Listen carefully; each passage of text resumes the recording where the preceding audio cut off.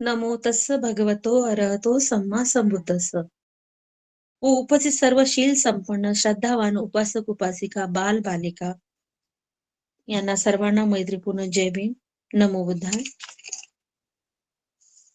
जुलै 2021 पासून दर शनिवारी ऑनलाईन पद्धतीने आपण सर्वांच्या हितासाठी, सुखासाठी, मांगल्यासाठी भगवान बुद्धांचा वाणीला प्रकाशित करीत आहोत. धम्मपद अठ्ठकथा गाथा ही व्याख्यानमाला यशस्वी वृत्ती पूर्णतेस नेऊन आपण जातक अठ्ठकथा सुरू करून 1.5 वर्ष झालेलं आहे आणि जातक मालिकाचे आज पुष्प घेऊन आलेलो आपण व्याख्यान क्रमांक 80 आणि 208 नंबरचं सुसुमार जातक वर्णन. आणि त्याआधी आपण त्रिसरण घेणार आहोत. त्यासाठी मी निलिमा गणवीर मॅडमना विनंती करते की त्यांनी त्रिसरण पंचशील घ्यावे. निलिमा गणवीर मॅडम. नमो तस्स भगवतो अरहतो सम्मा संबुद्धस्स. नमो तस्स भगवतो अरहतो सम्मा संबुद्धस्स. नमो तस्स भगवतो अरहतो सम्मा संबुद्धस्स. बुद्धं शरणं गच्छामि, धम्मं शरणं गच्छामि, संघं शरणं गच्छामि, द्वितीयंपि बुद्धं शरणं गच्छामि, द्वितीयंपि धम्मं शरणं गच्छामि, द्वितीयंपि संघं शरणं गच्छामि, तृतीयंपि बुद्धं शरणं गच्छामि, तृतीयंपि धम्मं शरणं गच्छामि, तृतीयंपि संघं शरणं गच्छामि. साधु साधु साधु.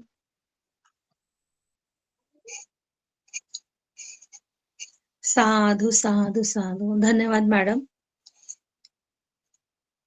आज व्याख्यान क्रमांक 80 आणि 208 नंबरचं जातक आहे सुसुमार जातक वर्णना. आज आपल्याला लाभलेल्या मार्गदर्शिका मनीषा जाधव मॅडम आहे. यांनी याच्या आधी आपल्या धम्मसाखरच्या ग्रुपवर सूत्रसंचालन सुद्धा केलेले आहे आणि आपल्या त्या सर्वांच्या परिचितच आहेत. त्यांचा अल्पशा परिचय देऊ इच्छिते. त्यांची शैक्षणिक पात्रता MA इन पाली आणि M.Ed झालेल्या ते study of Buddhism and basic advance, diploma course in Pali basic, retired teacher आहेत त्या, online classes of speech and course of the value impression student. आणि त्यांचं सध्याचे कार्य जे आहेत विशेष कार्य ते ऑनलाईन पद्धतीने विशेष शिक्षण विषयाचे ऑनलाईन वर्गाचे आयोजन करतात आणि दृष्टिहीन विद्यार्थ्यांना ते विशेष मार्गदर्शन सुद्धा करतात. आणि मी विनंती करते की मनीषा जाधव मॅडमने आज आपलं मार्गदर्शन करावे. मनीषा जाधव मॅडम.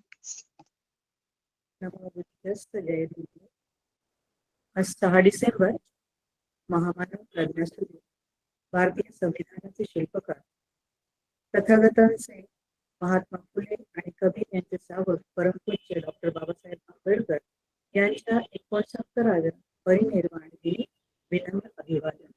तथागतांच्या विज्ञानाधिष्ठित बौद्ध धर्माचे धर्मचक्र पुनश्च गतिमान करून आपल्याला हा संधर्म दिला. पाली भाषेतील अनमोल साहित्य आपल्यापर्यंत आले ते केवळ त्यांनी स्वीकारलेल्या बौद्ध धर्मामुळे. तसेच या ठिकाणी आपल्या धम्मसाखरच्या समूहापुढे आज ज्या आत्मविश्वासाने आणि अभिमानाने मी उभी आहे ते केवळ बाबासाहेबांनी दिलेल्या संविधानिक अधिकाराने. त्यासाठी सक्षम होण्यासाठी स्त्री शिक्षणाची भक्कम जोड मिळाली की स्त्री शिक्षणाचे आद्य प्रणेते क्रांतीवीर महात्मा ज्योतिराव फुले व स्त्री शिक्षणाची मुहूर्तमेढ रोवणाऱ्या क्रांतीज्योती सावित्रीबाई फुले यांच्या अनमोल शैक्षणिक क्रांतीमुळे. म्हणूनच माझे आजचे छोटेसे सादरीकरण त्यांच्या चरणी समर्पित. जातक क्रमांक 208 सुसुमार जातक वर्णनाचे कथन व स्पष्टीकरण याला सुरुवात करण्यापूर्वी मला आज या मंचावर हे जातक सांगण्याची संधी उपलब्ध करून दिल्यामुळे सर्वप्रथम मी धम्मसाखरच्या समूहाचे सन्माननीय गुरुवर्य, आदरणीय मार्गदर्शक, आदरणीय दयानंदजी मिसाळकर सर यांना खूप धन्यवाद देते आणि त्यांना वंदन करते. वंदनीय आचार्य, अन्य सर्व सन्माननीय गुरुवर्य तसेच मार्गदर्शक, पीपीटी टीमचे सर्व तज्ज्ञ मान्यवर व सर्वच बाबतीत मोलाचे सहकार्य करीत प्रेरणास्थान बनणारी व्यक्तिमत्वे, अर्थातच सन्माननीय गायधनी दाम्पत्य, या सर्वांचे मनपूर्वक आभार व सर्वांना मानाचा जय भीम. तसेच उपस्थित सर्व शील संपन्न उपासक उपासिका व बालक वृंद या संपूर्ण श्रोता समूहाला सविनय जय भीम. आपल्या सगळ्यांना माहिती आहे की त्रिपिटकातील सुत्त पिटकाच्या खुद्दक निकाया अंतर्गत येणारा 10व्या क्रमांकाचा ग्रंथ म्हणजे जातक. या जातक कथांची लेखनशैली आणि रचनाशैली एक वैशिष्ट्यपूर्ण आहे. त्यातून अनन्य साधारण महत्व त्याला प्राप्त झाल्याचं दिसून येतं. अर्थातच त्यातून मिळणारे बोध संदेश आपल्याला जीवन जगण्यास मार्गदर्शन करताना दिसतात. यात वर्तमान कथेची सुरुवात कशी झाली, ती कथा कुठे घडली, तिचा अतीत काळाशी काही संबंध आहे, त्याच्या अनुषंगाने बुद्धांनी सांगितलेली भूतकाळातील अर्थात पूर्वी घडून गेलेली गोष्ट, त्या संबंधित असणारे पात्र, त्याच्याशी संबंधित गाथा आणि त्या गाथेचं अर्थीकरण म्हणजेच थोडक्यात पचुपन्नवत्तु, अतीतवत्तु, गाथा, व्याकरण आणि संबोधन या 5 विशिष्ट प्रकारे अभ्यासल्या जातात. अशा विशिष्ट क्रमाने वर्तमान काळात घडत असणाऱ्या गोष्टींची भूतकाळाशी सांगड घालून कथानक, त्याचे विश्लेषण, पात्र परिचय व त्यांचे स्वभाव धर्म, त्यातून काय बोध किंवा संदेश मिळतो यावर आधारित शालेय अभ्यासक्रमात नीतिकथा, बोधकथा, हिसाबनीती, पंचतंत्र या बाल साहित्यात दिलेल्या दिसतात. या गाथा प्रामुख्याने 2-2 ओळींच्या, कधी 3-4 ओळीच्या, तर काही वेळेला 8-10 ओळींच्या क्वचित असू शकतात. मात्र या 2-3-4 ओळींच्या गाथा जरी असल्या तरी त्या गाथांमध्ये खूप मोठा अर्थ सामावलेला असतो आणि तो स्पष्ट करण्यासाठी, आपल्या सामान्य लोकांना समजावा यासाठी त्याचं अर्थीकरण करून त्याचा अर्थ स्पष्ट करण्यासाठी गोष्ट किंवा कथा सांगितली जाते. त्याला आपण अर्थकथा आणि पालीमध्ये अट्ठकथा असं म्हणतो. या अट्ठकथा अर्थातच गागर में सागर आहेत असं म्हणल्यास काय वावगं ठरणार नाही. कारण 2 ओळींच्या गाथांमधनं किंवा 3 ओळींच्या गाथांमधनं आपल्याला भरपूर संदेश मिळतो आणि आपल्याला जीवनाचं जगण्याचा एक विशिष्ट मार्ग सुद्धा किंवा एक मार्गदर्शन या जातक कथांचं आपल्याला मदत होत असते किंवा सहाय्य होत असते. त्यामुळे गागर में सागर ही उक्ती याच्यासाठी अगदी पुरेपूर लागू आहे असं माझं वैयक्तिक मत आहे. आणि यासाठी अट्ठकथाकार आचार्य बुद्धघोषांच्या मते त्यांना मोलाचं स्थान आहे. आजचं आपलं जातक आहे 208 क्रमांकाचं सुसुमार जातक वर्णन. सुसुमार म्हणजे मगर. या मगरीची गोष्ट आज आपण ऐकणार आहोत. पण त्या मगरीची गोष्ट ऐकताना त्या कथा म्हटली की कथेतली पात्र येतात. आपल्याला पीपीटीवर समोर दिसतंय, मी मगरीचा उल्लेख केलाय की मगर तुम्हाला पाण्यात दिसते आणि झाडावर बसलेला वानर, हा वानर या कथेचं प्रमुख पात्र आहे आणि त्याच्याबरोबर या 2 मगरी आपल्याला दिसतात. त्यामुळे कथा म्हटली तर कथेचं पात्र आलं आणि कथानक जे आहे हे या पात्राभोवती गुंफलेलं असतं. तर या नेमक्या कथेमध्ये आपल्याला काय सांगितलेलं आहे तर आपण बघूया की याच्या भोवती कोणतं कथानक गुंफलेलं आहे. आपल्या या गोष्टीमध्ये माकड, मगर आणि मगरी म्हणजे मगराची पत्नी, आपण तिला मगरी म्हणूया, दॅट इज फिमेल क्रोकोडाईल जी आहे तिला आपण मगरी म्हणूया. या मगरीने आपल्या पतीकडे एक हट्ट केलाय. कसला हट्ट केलाय आणि तो हट्ट त्या मगराने म्हणजे तिच्या पतिराजाने कशा प्रकारे पुरवलाय किंवा ते पुरवताना त्यांची काय लगबग झालेली आहे किंवा कशा प्रकारे ते तिला सामोरे जात आहेत हे आपण आपल्या या कथेतून पाहणार आहोत. आणि अर्थातच कथेची सुरुवात मी सांगितल्याप्रमाणे ही जी गाथा असते त्या गाथेतल्या पहिल्या 3 ते 4 शब्दांनी केली जाते. म्हणून नेक्स्ट पीपीटी प्लीज. याच्यामध्ये आपल्याला चित्रामध्ये एक लेणीमधलं एक चित्र दिसतंय बघा. याच्यामध्ये तुम्हाला मगर दिसते आणि त्या मगरीच्या पाठीवर बसलेलं वानर. अर्थातच हे वानर आपल्या कथेतलं कोणतं प्रमुख पात्र आहे हे आपण संबोधन करताना पाहणार आहोत. तर हे वानर त्या मगरीच्या पाठीवर बसले, का बसले आणि कशासाठी बसले हे आपण नंतर पाहणार आहोत ज्यावेळेला आपण अट्टकथा वाचनास सुरुवात करू त्यावेळेला. आणि अशाच शिल्पांमध्ये ज्या वेळेला या जातकांचं जातक कथा कोरल्या जातात तेव्हा त्या जातकांना एक विशेष आणि अनन्यसाधारण महत्व असतं की ज्या वर्षानुवर्ष परंपरागत येणाऱ्या पिढीला हे संदेश देत राहतात आणि त्या कायमस्वरूपी तिथे असून आपल्या या गोष्टींना किंवा आपल्या जीवनाच्या मार्गाला मार्गदर्शन करत असतात आणि बऱ्याच लोकांपर्यंत पिढ्यानुपिढ्या या जातकाचा संदेश पोहोचत असतो. जसं मी मगाशी म्हटलं हेच ते अनन्यसाधारण महत्व की हे या ठिकाणी कोरलेलं आहे आणि ते अविस्मरणीय आणि अखंड कालपर्यंत त्या ठिकाणी राहणार आहे. तर आता आपण आपल्या कथेला सुरुवात करूया. या ठिकाणी आपल्याला चित्रात दिसतंय एक मोठी मगर आहे. आपण तिला मोठा मगर म्हणूया कारण त्या ठिकाणी अजून मगरी आणि मगर हा भेद स्पष्ट झालेला नाहीये. तर हे मगर आपल्याला या ठिकाणी दिसतंय. या जातकाचं नाव आहे सुसुमार जातक वर्णना. अलग मेते ही आंबे इदं सत्था चेतवने विहरंतु देवदत्तस्य वदाय परिसक्तन आरंभ कथेस. अर्थातच या गाथेची किंवा या अट्टकथेची सुरुवात अलग मेतेही अंबेही या शब्दांनी झालेली आहे. तसंच ही कथा शास्ता अर्थात बुद्ध जेतवनास वास्तव्यास असताना सांगतायत. ज्या वेळेस त्यांना भिक्षुकांनी कळलं की देवदत्त त्यांना जीवे मारण्याचा प्रयत्न करत आहे आणि हे कळल्यानंतर ते भिक्षूंना उद्देशून म्हणतायत की हे भिक्खूंनो. नेक्स्ट त्यावेळेस त्यांनी हे ऐकलेलं आहे आणि मग ते काय म्हणतायत बघा. तदा हि सत्था देवदत्तो वधाय परिसक्तति श्रुत्वा न भिक्खवे इदानेव देवदत्तो मह्यं वधाय परिसक्तति उपेति परिसक्ति एव संता समत्तंती पण कातुं न शक्येति वद्वा अतितर आहारी. म्हणजे याच्या पूर्वीही देवदत्ताने मला जीवे मारण्यासाठी अनेक प्रयत्न केलेले आहेत. आपल्याला पीपीटी मध्ये वरच्या बाजूला दिसत असेल बघा. देवदत्त वरच्या बाजूने मोठी शिळा खाली टाकतो आहे आणि उजव्या बाजूने नालाकिनी हत्ती त्या ठिकाणी आपल्याला दिसतोय. म्हणजे या एका चित्रामध्ये खाली आपल्याला तथागत दिसतात, वर देवदत्त ती मोठी शिळा ढकलतो आहे आणि समोर ना.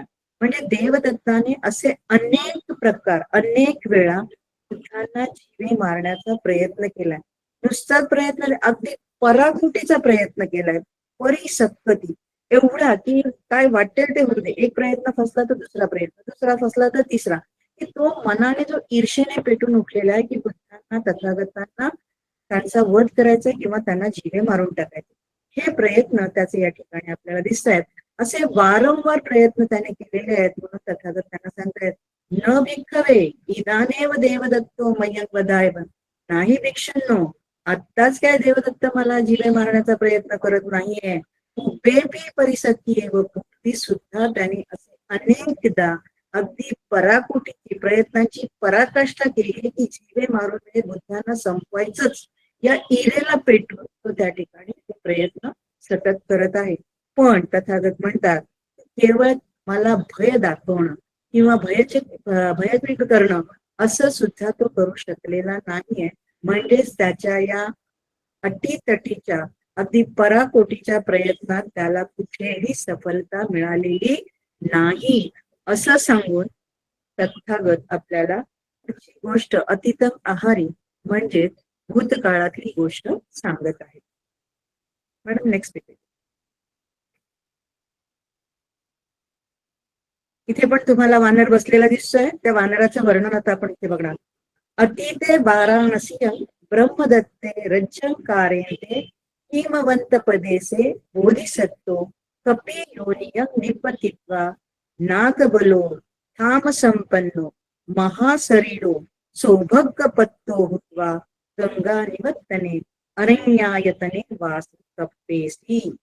म्हणजे अति ब्रह्मदत्त राजा जेव्हा वाराणसीला राज्य करत होता त्यावेळेला या हिमवंत प्रदेशात आपल्या बोधिसत्वांचा कपी योनीमध्ये जन्म झालेला आहे.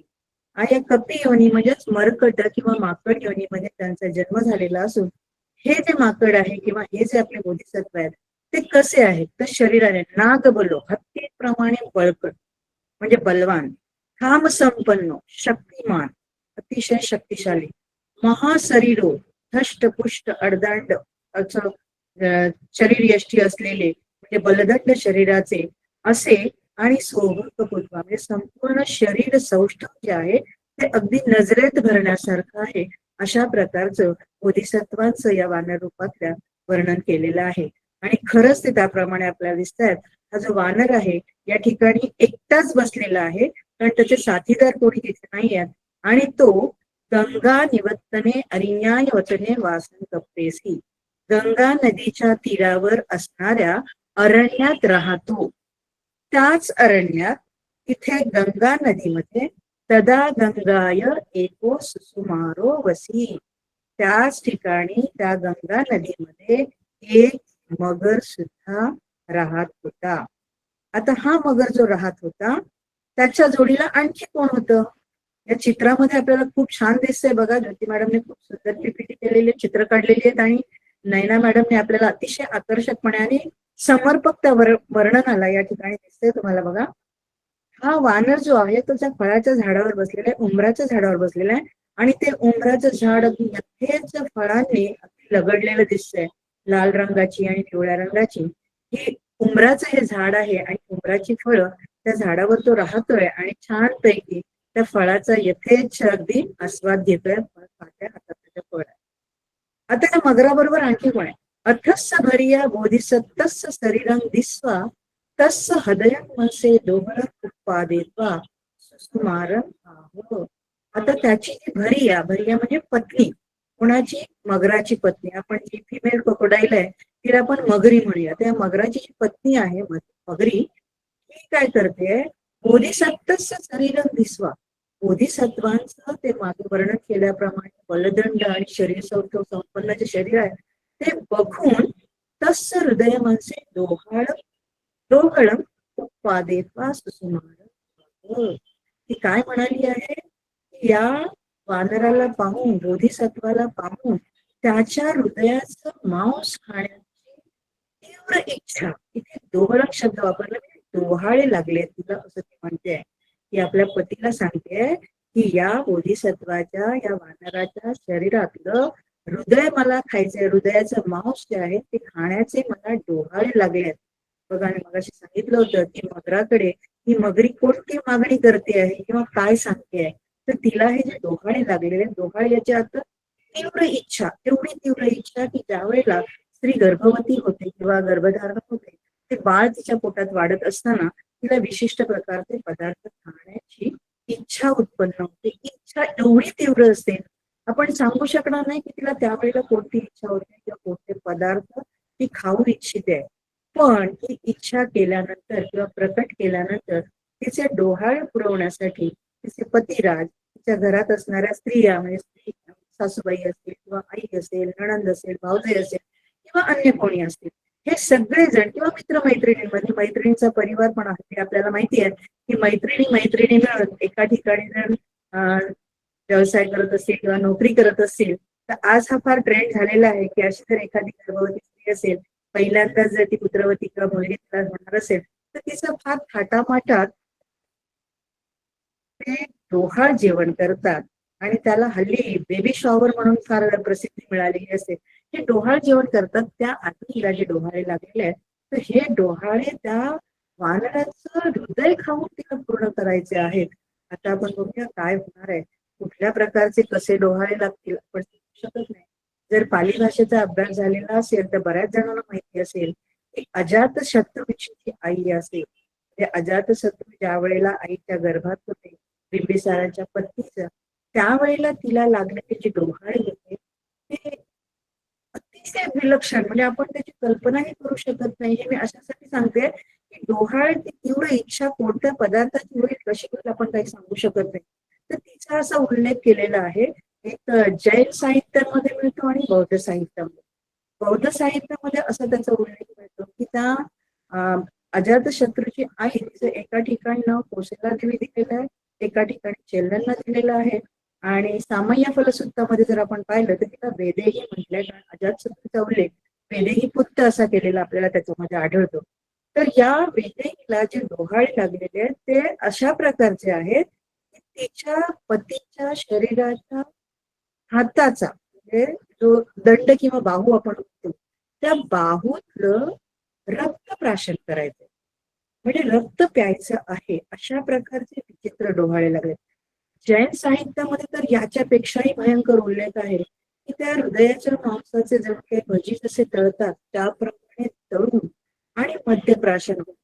ही जी तीव्रता आहे ना या डोहाळ्यांची, या शब्दामध्ये हा खूप सारा अर्थ आहे आणि तो कशा पद्धतीने स्पष्ट होतोय हे आपल्याला या दोन उदाहरणात तुम्हाला सांगितलंय. आणि त्याचा परिणाम नंतर गर्भावर कसा होतो किंवा काय होतं परंतु मी आता खोलात जात नाहीये, पण ते त्या ठिकाणी आपल्याला आढळते जेव्हा आपण अभ्यास करतो. तर आता या भरियाने तिला सांगितलंय आपल्या पतीला की मला याच्या हृदयाचा मांस खायचं आहे, ते तुम्हाला आणून दे. आणि ती बोलते कशी, अहं स्वामी, मी हे स्वामी मी काय करेन, एतच कपिराजस्य हृदय मांस खादितुं, याच कपिराजाच्या हृदयाचा मांस खाण्याची मला इच्छा झालेली आहे, मी त्याच्याच हृदयाचा मांस खाणार आहे. आता पत्नीचा हट्ट आहे, स्त्री सुलभ हट्ट आहे, शिवाय तिला डोहाळे लागले तसं आपण वाचलं. मग आता हा हट्ट पुरवण्यासाठी मगर महाराज तिचे पती पाहायला द्या ते काय करतात बघा. ते काय म्हणतात, भद्रे मयं जलगोचर एसो थलगोचरो आणि सखी हे प्रिये. भद्रे खूप छान शब्द वापरलाय. भद्रे असा संस्कृतमध्ये शब्द असतो. भद्रे म्हणजे सुंदर स्त्री किंवा कुलीस अशा अर्थाने. आणि ते प्रिय, भद्रे हे प्रिये, आपण जलस्तर आहोत म्हणजे जलगोचर याचा जलीय सजीव आणि एसो थलगोचरो, आणि तो तर त्या पृथ्वीवर राहणारा थलचर आहे. किती ना गणित तू सखी, कसं काय बरं त्याला इथे आणू शकतो किंवा तसं तर त्याला आपण हे करणार, आपल्याकडे नेणार आणि त्याला येन केनची उपाय न गणं, मला काय माहिती नाही, येन केन काहीही उपाय करा पण मला ते आणून द्या.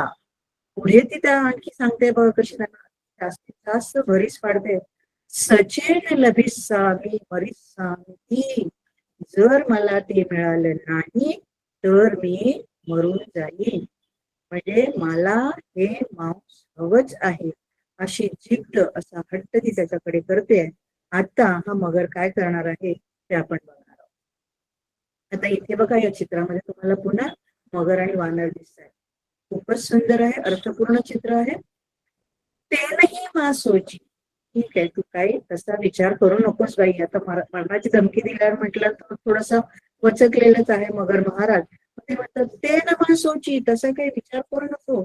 अथेको उपायो, एक उपाय आहे, खादा पेसा तस हृदया, त्याचे हृदय खाण्यासाठीचा एक उपाय माझ्याकडे आहे. तर आपण काय करूया, सुसुमारी समसासेत्वा सप्तस्थ गंगाय पाण्य तीरित्वा, गंगा तीरे निसिन्न काले संतिक गंत्वा एवं.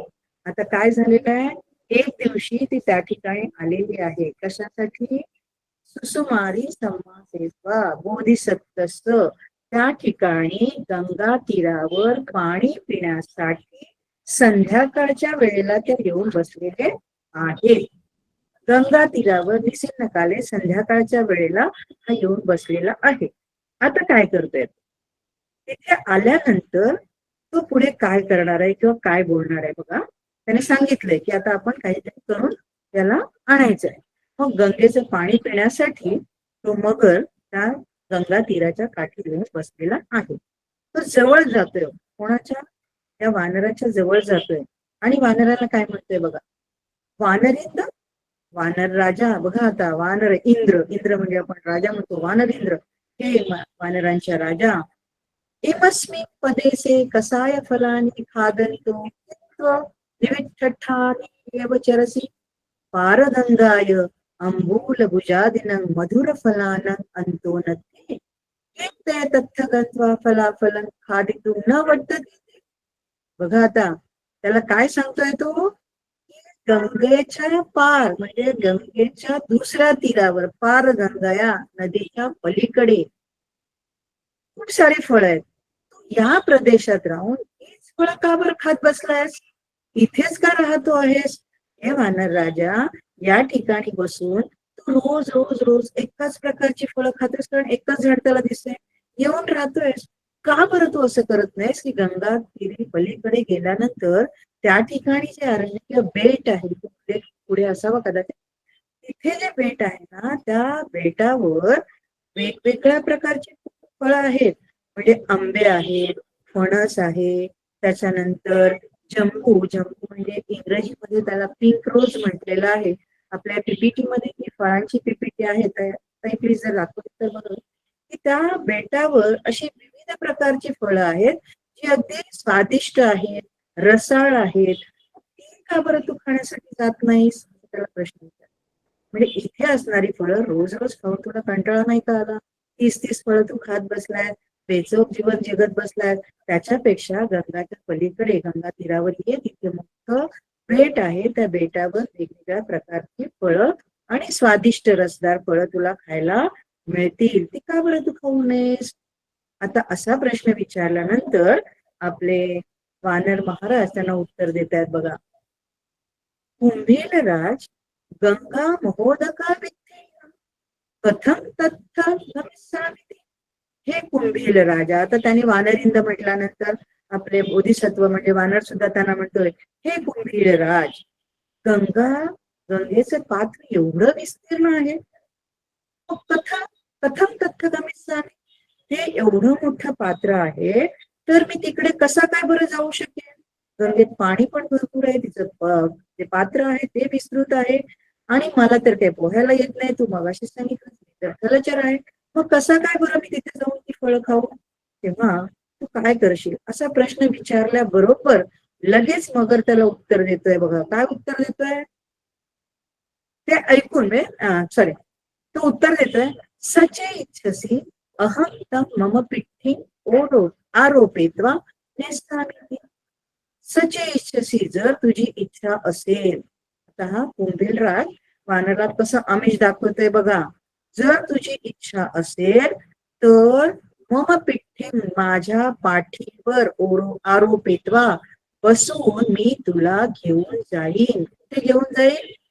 पैल तीरावर, म्हणजे गंगाच्या त्या दुसऱ्या किनाऱ्यावर तुला मी घेऊन जाईन, जिथे फळं उपलब्ध आहेत. आता हे असं बोलल्यानंतर एक प्रकारचं मगराने त्या वानराला आमिष दाखवलंय. काय आमिष दाखवलंय?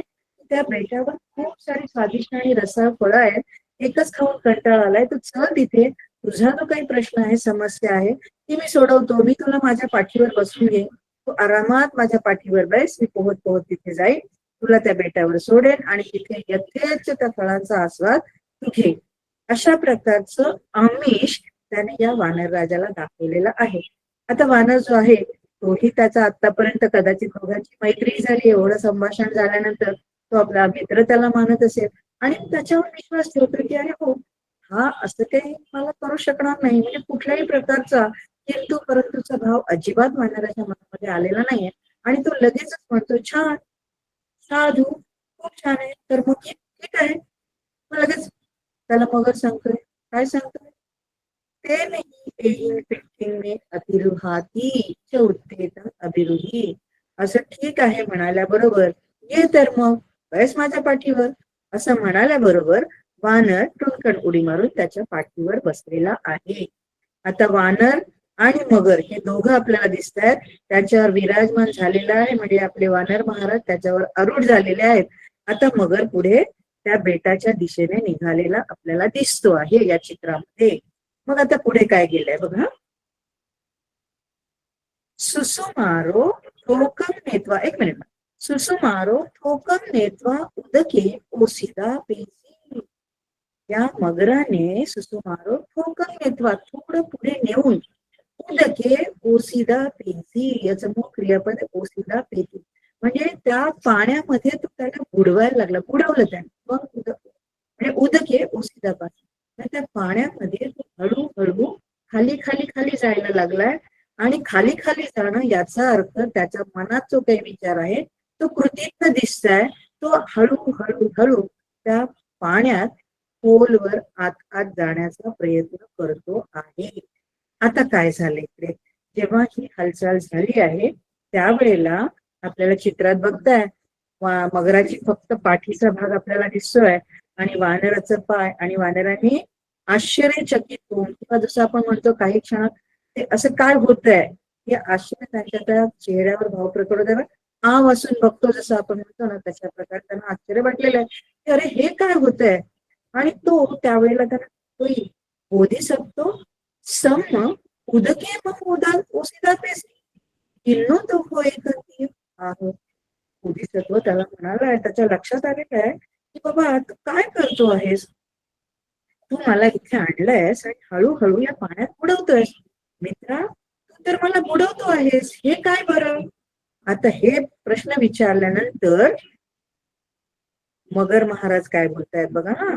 ते काय म्हणतायत, छान ओळ आहे. न अहं नाहं तं धम्म सुधम्मताय गहेत्वा गच्छामि. मी काय तुला अगदी धार्मिक भावाने धम्म श्रवण करण्यासाठी किंवा कुठली देसणं वगैरे ऐकण्यासाठी त्या हेतूने घेऊन चालले नाही. मी तुला या हेतूने घेऊन जात नाही असं नाहीये. मग काय, हरी आय पनमेतव हृदय मनसे दोघलो उत्पन्नो तमः तव हृदय कादापि माझ्या पत्नीला तुझ्या हृदयाचा मांस खाण्याचे डोहाळे लागले आहेत. तिच्या मनामध्ये तुझं हृदय खाण्याची ही तीव्र इच्छा जागृत झालेली आहे आणि ती तिची इच्छा पूर्ण करण्यासाठी तिला ते तुझं हृदय खायला देण्यासाठी मी तुला घेऊन जातोय. आणि तिथे गेल्यानंतर तुझं हृदय मी तुला खाऊ घालणार आहे. भयंकर अटीतटीचा प्रश्न आहे, प्रश्न उभा राहिलेला आहे. आता वानर महाराज काय करतायत, त्यांच्या लक्षात आलंय की मगराने काहीतरी कपट करून किंवा खोटं बोलून आमिष दाखवून आपल्याला इथे आणलेलं आहे. आणि हे चाणाक्ष वानराने तत्क्षण जाणलेलं आहे की इथे काहीतरी माझ्या जीविताला धोका आहे किंवा मला काहीतरी हानी पोहोचणार आहे. आता मला योग्य निर्णय घेणं गरजेचं आहे. हा निर्णय त्यांनी काय घेतलाय की ते पण पाण्याबरोबर झालेत. पुढच्या ओळींमधून आपल्याला ते कळणार आहे. आता ते काय म्हणतायत बघा, पुढे ते म्हणतायत सम कथेतेन ते सुंदरं कथम. मित्रा, सम म्हणजे मित्रा बघा, आता त्याला मित्र म्हणून संबोधित करतायत. सम कथेतेन ते सुंदरं कथम, अति गोड बोलतायत. खूप छान केलंस मला सांगितलंस हे मित्रा, खूप छान केलंस मला सांगितलंस. सचेही अमाकं उदरे हृदय भवेय साखर येसु चरंतानं चूर्ण विचूर्ण भवेयाती. तर तो काय सांगतोय बघा, काय विचार केलाय वानराने. फक्त तू सांगितलंस मित्रा मला खूप छान केलंस हा, पण आम्ही जी आहेत ना, आमची हृदय काय करतो, सचेही अमाकं उदरे, आम्ही आमची हृदय जर शाखेवरनं म्हणजे झाडावरनं चालताना, उड्या मारताना, एका झाडावरून दुसऱ्या झाडावर जाताना, एका फांदीवरून दुसऱ्या फांदीवर लटकत असताना ती आमची जी हृदय आहेत ती चूर्ण विचिन्न म्हणजे छिन्न विछिन्न विदीर्ण होऊ शकतात, त्याला इजा पोहोचू शकते किंवा तुटू शकतात, असं आम्हाला भय असतं किंवा भीती वाटत असते. मग आमची हृदय सांभाळून ठेवण्यासाठी आम्ही ते आमच्या सोबत घेऊन जात नाही. कारण आमच्या उदरात जर आमचं हे हृदय राहिलं, सचेही अमागम, जर आमच्या शरीरामध्ये जर आमच्या उदरामध्ये आमचं हे हृदय राहिलं तर फांद्यांवरून शेंड्यांवरून खेळताना, फिरताना, उड्या मारताना, मस्ती करताना हे तुटून फुटून जाण्याची किंवा त्याला इजा होण्याची शक्यता असते, तुटून गेलं असतं. आता ह्याचं वाक्य पूर्ण होतंय तोच ते लगेच मगर महाराज येतात. कहंपण तुम्ही ठपा देते बघा, कहंपण तुम्ही ठपेता ती कुठे ठेवताय तुम्ही, मी तुमची हृदय कुठे ठेवताय. आता त्याचं उत्तर देताना बघा ते म्हणतात बोधिसत्व अविधुरे एकं उदुंबरं पक्क फलपिंडी संच्छन्नं दस्सेतो. बोधिसत्वाने काय केले बघा, आपल्याला चित्रात दिसते, तो अंगुली निर्दोष करतोय तिकडे त्या फळांकडे बोट दाखवतोय आणि तो म्हणतोय की ते जे झाड तुला दिसतंय ना, उमराच्या गोल गोल फळांनी भरलेलं, ती आमची सगळी दस्येतो पश्येतानी अमाकं हृदयानी एतस्मी उदंबरे ओलंबंती ती, असं तो म्हणाला. काय म्हणाला? अरे मगरा, ते बघ दूरवर एक जे झाड दिसतंय ना, ते उंबराचं जे झाड आहे, त्या उंबराच्या झाडावर लटकलेली जी गोलाकार लाल लाल पिकलेली फळं आहेत, फळं म्हणजेच आमची हृदय आहेत, ती त्या उंबराच्या झाडावर लटकत आहेत, असं सांगितलंय वानरराजाने. बघा प्रसंगावतार, समय सूचकता आणि काय शांतपणाने विचार कसा केलेला आहे आणि आता त्याच्यावर मार्ग काढायचे आहे. काय होईल ते आपण पुढे बघणार आहोत, पण त्यांना युक्ती तरी सुचलेली आहे आणि त्यांनी असं सांगितलेलं आहे की ती लोंबकळणारी आहेत, ही आमच्या सगळ्या मानवाची हृदय आहेत. मग आता मगर काय म्हणतं? सचे मे हृदय दस्ससी अहं तन्न मारे सामिती. जसं लहान मुलांना आपण सांगतो, तू जर हे काम केलंस किंवा ग्रहपाठाच्या दिवसात पूर्ण केलास, तुला अमुक अमुक वस्तू दे किंवा तुला फिरायला नाही, असं गोड हा म्हणतोय. सचे मे हृदय दस्ससी अहं तन्न मारे सामी. जर तुम्हाला तुझं हृदय दाखवशील तर मी तुला मारणार नाही. बघा कशा प्रकारे गोड बोलतोय की तुझं हृदय जर तू मला दाखवलंस तर मी तुला मारणार नाही, मग किंवा दिलंस तर मी तुला मारणार नाही. ते नाही, मग एक थांबणे, त्याच्यासाठी तुला मला तिकडे न्यावं लागेल, मग तू मला त्या झाडाजवळ घेऊन चल. अहं ते रुखे ओलंबंत दस्सामी ती. तिथे गेल्यानंतर माझं हृदय कोणतं लोंबकळणार आहे ते तुला दाखवेन. सोतन आदाय तत्थ आगमासी. आलास की मग मी तुला हे दाखवेन आणि मग तू ते बघ आणि तुला हवं त्याप्रमाणे ते घेऊन जा. आता बोधिसत्व वानर काय करतोय बघा. सोतन आदाय तत्थ अगमासी. मग नेक्स्ट तो त्याला त्या ठिकाणी घेऊन गेलेला आहे. कोण?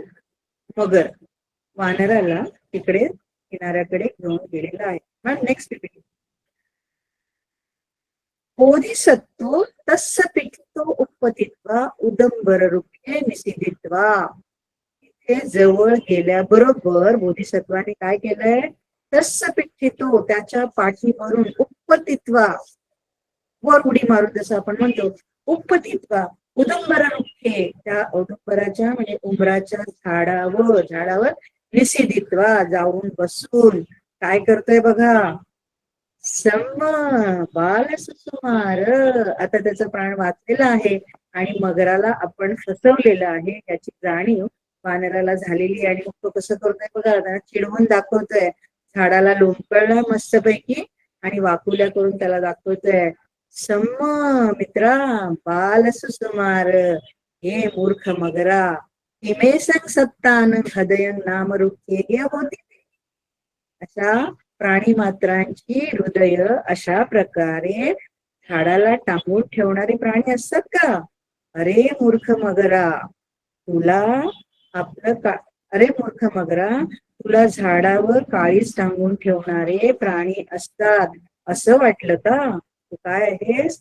सही अहोसी, वेडा आहेस, मी तुला फसवलंय. बालोसी मूर्ख आहे.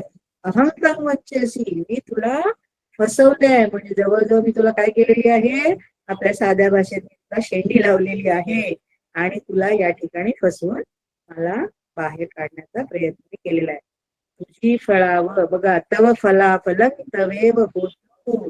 तुझी स्वादिष्ट रसा आणि स्वादिष्ट फळ जी आहे ती तुझी तुलाच लकलाभ होत.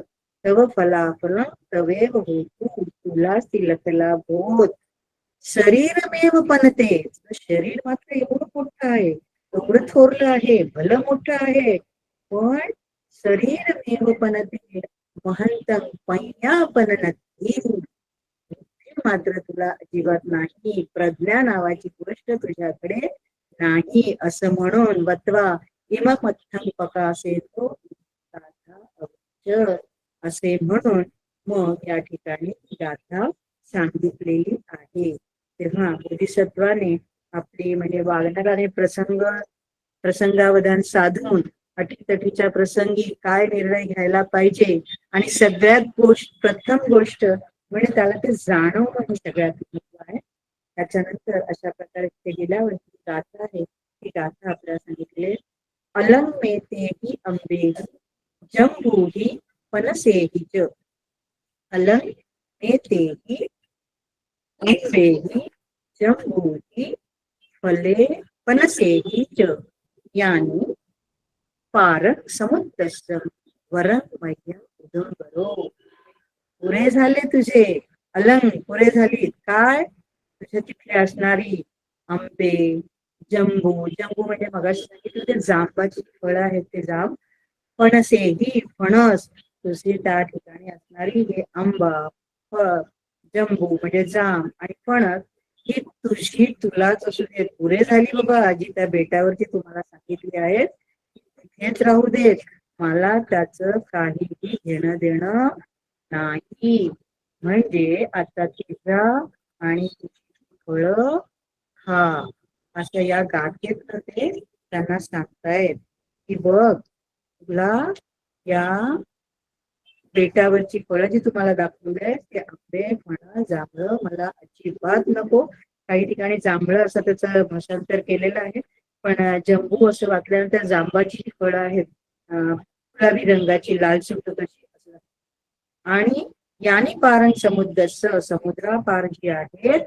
पण माझा हा इथे असणारा वरण मह्यं उदुंबरो, माझा हा उदुंबर जो उंबर आहे तोच माझ्यासाठी त्या सगळ्यांपेक्षा श्रेष्ठ आहे. मला तुझी ती बेटावरची फळं अजिबात नको. मग पुढे आणखी सांगतात, महती वतते बोंडी, वतते बोंडी. तुझं शरीर कसं आहे? अगदी जाडजूड आहे. शरीराचं धूळ जे आहे थोडं मोठं. महती वतते बोंडी, बोंडी म्हणजे शरीर. तुझं शरीर एवढं मोठं आहे. नचपन पैया तदुपिका, पण त्याला साजेशी, तदुपिका त्याला साजेशी, त्याला शोभणारी अशी प्रज्ञा किंवा बुद्धी मात्र तुझ्याकडे नाही. हे सुसुमारा, सुसुमार वंचितो मेसी, मी तुला आता पूर्णपणे फसविलेलं आहे. तुला ठगविलेलं आहे, ठगविलेलं आहे. गच्छदानी यथा सुखंती, जा खुशाल, हवं तिथे तू आता जा, मी काय तुझ्यासोबत येणार नाही. आणि मग हे असं उत्तर दिल्यानंतर मगराची अवस्था काय झाली असेल आपण जाणू. एकतर हातचा माकड सुटलेला आहे, म्हणजे पत्नीचे डोहाळे पूर्ण करू शकणार नाही. आणि दुसरी गोष्ट, माकडाने म्हणजे वानराने, आपल्या बोधिसत्वाने त्याला मूर्ख म्हणून सिद्ध केलेलं आहे. कारण तुला स्वतःची बुद्धी अशी नाहीये.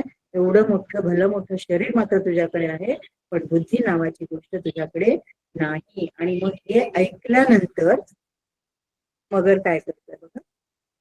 मगराची अवस्था काय झाली नेक्स्ट. अलंग मेतेही आंबेही हीच गाथा बघा या ठिकाणी दाखवलेली आहे. 2 चित्र अतिशय सुंदर आहेत.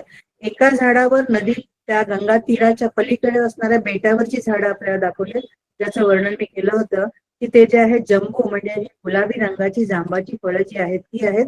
आणि फणसाचं झाड आहे, त्याला फणस लटकलेले आहेत. मध्ये आंब्याचा वृक्ष आहे, आम्रवृक्षालाही छानपैकी आंबे लागले. तीनही झाडं फळांनी चांगली लगडलेली आहेत.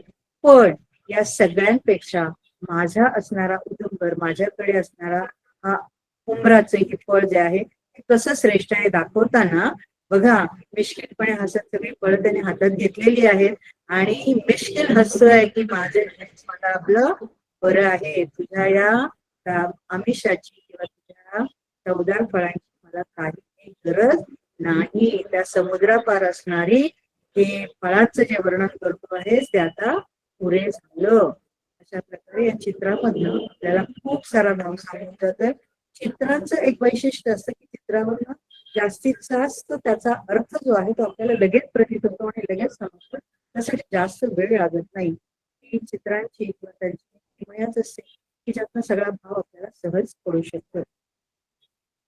मग हे ऐकल्यानंतर मगराने काय केले, मगर कसा गेला, याच्यानंतर आपण आता याच अर्थ करत ज्याला म्हणतो की गाथा आणि त्या गाथेचे शब्द त्यांचे जे अर्थ असतात ते कशा प्रकारे सांगितलेले असतात त्याच्याकडे जाऊया.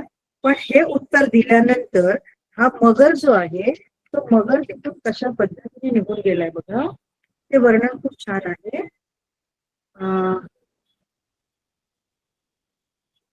बोधिसत्व तस्य पिचितो एमेसन सत्तानं हृदय नाम रुक्तेही होती ते संयमसी संग वंचसी आणि त्याच्या पुढे शरीरमेव थँक्यू हीच गाथा तिथे आलेली आहे. आणि मग या गाथेनंतर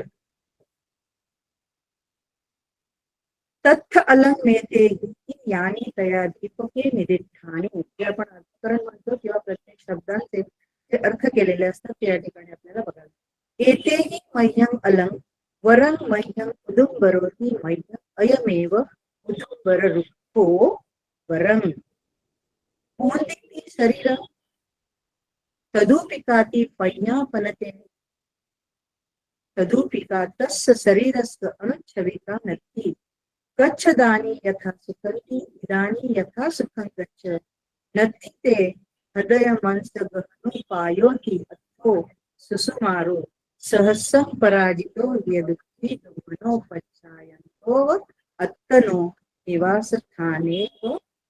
निवासस्थानमेव गतो. आणि मग असं सांगितल्यानंतर की तुझं तुलाच लखला बोलते माझा दुःख माझ्यासाठी श्रेष्ठ आहे. त्याच्या शरीराला घेऊ नये म्हणताय तुझ्या शरीराचं आहे पण शरीराला समर्पक अशी बुद्धी मात्र तुझ्याकडे नाही आहे. आणि म्हणून यथा सुखंती आता तू यातून सुखाने निघून जा. इदानी यथा सुखं गच्छ अगदी सुखाने राहा. नक्की मे हृदय बनवून पायोती तिला आता हे हृदयमास मिळू शकणार नाही कुठल्याही उपायाने. गहू उपाय होती कुठल्याही उपायाने तुला आता हे माझं हृदयाचं मांस मिळणार नाही. आणि मग हे ऐकल्यानंतर सुसुमारो सहस्रं पराजितो दुःखी मनो पच्छायंतो अत्तनो निवासस्थान देव. हे पाहिल्यानंतर ऐकल्यानंतर जणू काही सहस्त्र म्हणजे हजारो रुपये आपण हरलेलो आहोत एखाद्या खेळामध्ये किंवा आपला एवढ्या मोठ्या प्रमाणात पराजय झालेला आहे हे पाहिल्यानंतर तो दुःखी अंतःकरणाने म्हणजे अतिशय दुःखी होऊन त्या जसं काही एखाद्या खेळामध्ये किंवा एखाद्या जुगारामध्ये जुगारी खेळतोय आणि त्याने जे पैसे लावलेले आहेत ते पैसे हरलेला आहे आणि ते हरल्यानंतर त्या व्यक्तीची अवस्था होते त्या अवस्थेप्रमाणे म्हणजे अगदी निराश होऊन तोंड पाडून ज्याला आपण म्हणतो आहोत. आणि जसं आपण अपयशी झालो म्हटल्यानंतर काय होतं की मनातनं काहीतरी कुटकुटायला लागतो किंवा त्यांना काहीतरी शिव्या शाप देतो किंवा काहीतरी वाईट सगळं बोलतो. असं बडबडत तो अगदी निराश होऊन तिकडे निघून गेलाय कारण वानराने त्याला त्याचा मार्ग दाखवलेला आहे. याचा थोडक्यात मराठीत अर्थ आपण असा घेऊ शकतो की तिथे अलग मैत्री या वचनाचा अर्थ असा आहे की तू त्या द्वीपावर मला दाखवलेली सर्व फळे मला पुरेशी आहेत म्हणजे फक्त मला इथे पुरेशी आहेत मला तिथे जाऊन जा. वरमह्यम उदुंबरो म्हणजे याच उदुंबराच्या किंवा उंबराच्या वृक्षाचे फळ माझ्यासाठी उत्तम आहे. जे आपण मगाशी पाहिले त्या पीपीटी मध्ये आपल्याला थोडक्यात दाखवलेलं आहे. बोंदी म्हणजे शरीर पण तुझ्या शरीरासारखी मोठी बुद्धी मात्र नाही. शरीर मोठं असूनही तितकी बुद्धी तुला नाही. गच्छदानी यथा सुख म्हणजे आता तू तुझ्या सोयीने जा कारण मला पकडून माझे हृदय मिळवण्याचा तुझ्याकडे कोणताही उपाय उरलेला नाही. आणि मग बघा मग घोर मासा पावसात सुसुमार दिलेला घोर मासा शब्द या अर्थ किती वापरला जातो. आता मगरीचं शरीर जे आहे ते अति प्रचंड आहे आणि त्याचा आकार माशासारखा. तर घोर म्हणजे भयानक मासा. त्या घोर माशाप्रमाणे भयानक माशाप्रमाणे म्हणजे हा अतिशय अपराधी होऊन घोर अपराध झालाय असं म्हणतो. हजारपट हरल्यासारखा दुःखी आणि खिन्न मनाने विचार करत करत आपल्या निवासस्थानी परतला. आणि मग बुद्धांनी काय केलं. सत्था इमं धम्म देशनं आहरित्वा. Next line. सत्था इमं धम्म देशनं आहरित्वा चातकं समोधानीसी. शास्त्रांनी म्हणजे तथागतांनी बुद्धांनी ही देशना सांगून चातकाचं संबोधन केलेलं आहे. कशा प्रकारे ते संबोधन करतायत म्हणजे वर्तमानाची आणि भूतकाळाची त्या पात्रांचा परिचय देताना कशी सांगड घालतायत ती या ठिकाणी दाखवली आहे. तदा सुसुमारो देवदत्तो अहोसी. इथे तो मगर सुसुमारो म्हणजे मगर देवदत्त होता. सुसुमारी चिंचा मांडवितात. सुसुमारी चिंच मांडविता. ही सुसुमारी म्हणजे त्या मगराची पत्नी आहे, मगरी आहे, त्याची भरिया म्हणून उल्लेख केला. ही आहे चिंच मांडविता. कपिराजा पण अहमेव अहोसी. आणि कपिराजा म्हणजे त्या वानराकडे धष्टपुष्ट वानर आहे, वानरांचा राजा म्हणून त्याचा उल्लेख केलाय. कपिराजा हा मात्र मी स्वतः आहे.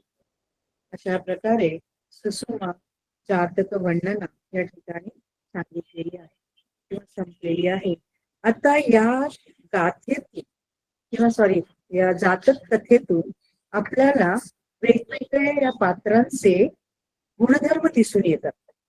म्हणजे काय देवदत्ताने म्हणजे मगराचा त्या ठिकाणी मगर नामोहरम का झाला, त्याच्यानंतर ही चिंतामांडविका जी आहे तिची इच्छा पूर्ण का झाली नाहीये आणि तिने अशा प्रकारची इच्छा का प्रकट केली आहे. तर देवदत्त आणि चिंता ही जोडी पाहिल्यानंतर आपल्या सगळ्यांच्या लक्षात येईल तसं देवदत्ताने प्रत्येक वेळी त्यांना अगदी पराकुटीचे प्रयत्न करून त्यांना मारायचं म्हणजे मारायचंच, ती वध करायचाच, या ईर्ष्याने पेटलेला होता आणि तो प्रत्येक वेळेला प्रयत्न करायचा. तसंच ही चिंचा जी आहे तिनेही एका ठिकाणी असे प्रयत्न केले आहेत की ज्या वेळेला बुद्धांचं बुद्धांना मान सन्मान लाभ सत्कार जास्त मिळत होता त्यावेळेला त्यातले काही लोक जे होते, जे तीर्थंकर वगैरे होते, यांचं प्रस्थ हळूहळू कमी व्हायला लागलं आणि मग त्यांनी या चिंचा माणिकेचा उपयोग करून बुद्धांना कसं त्यांच्यावर दोषारोप करायचे, दोष कसे लावायचे आहेत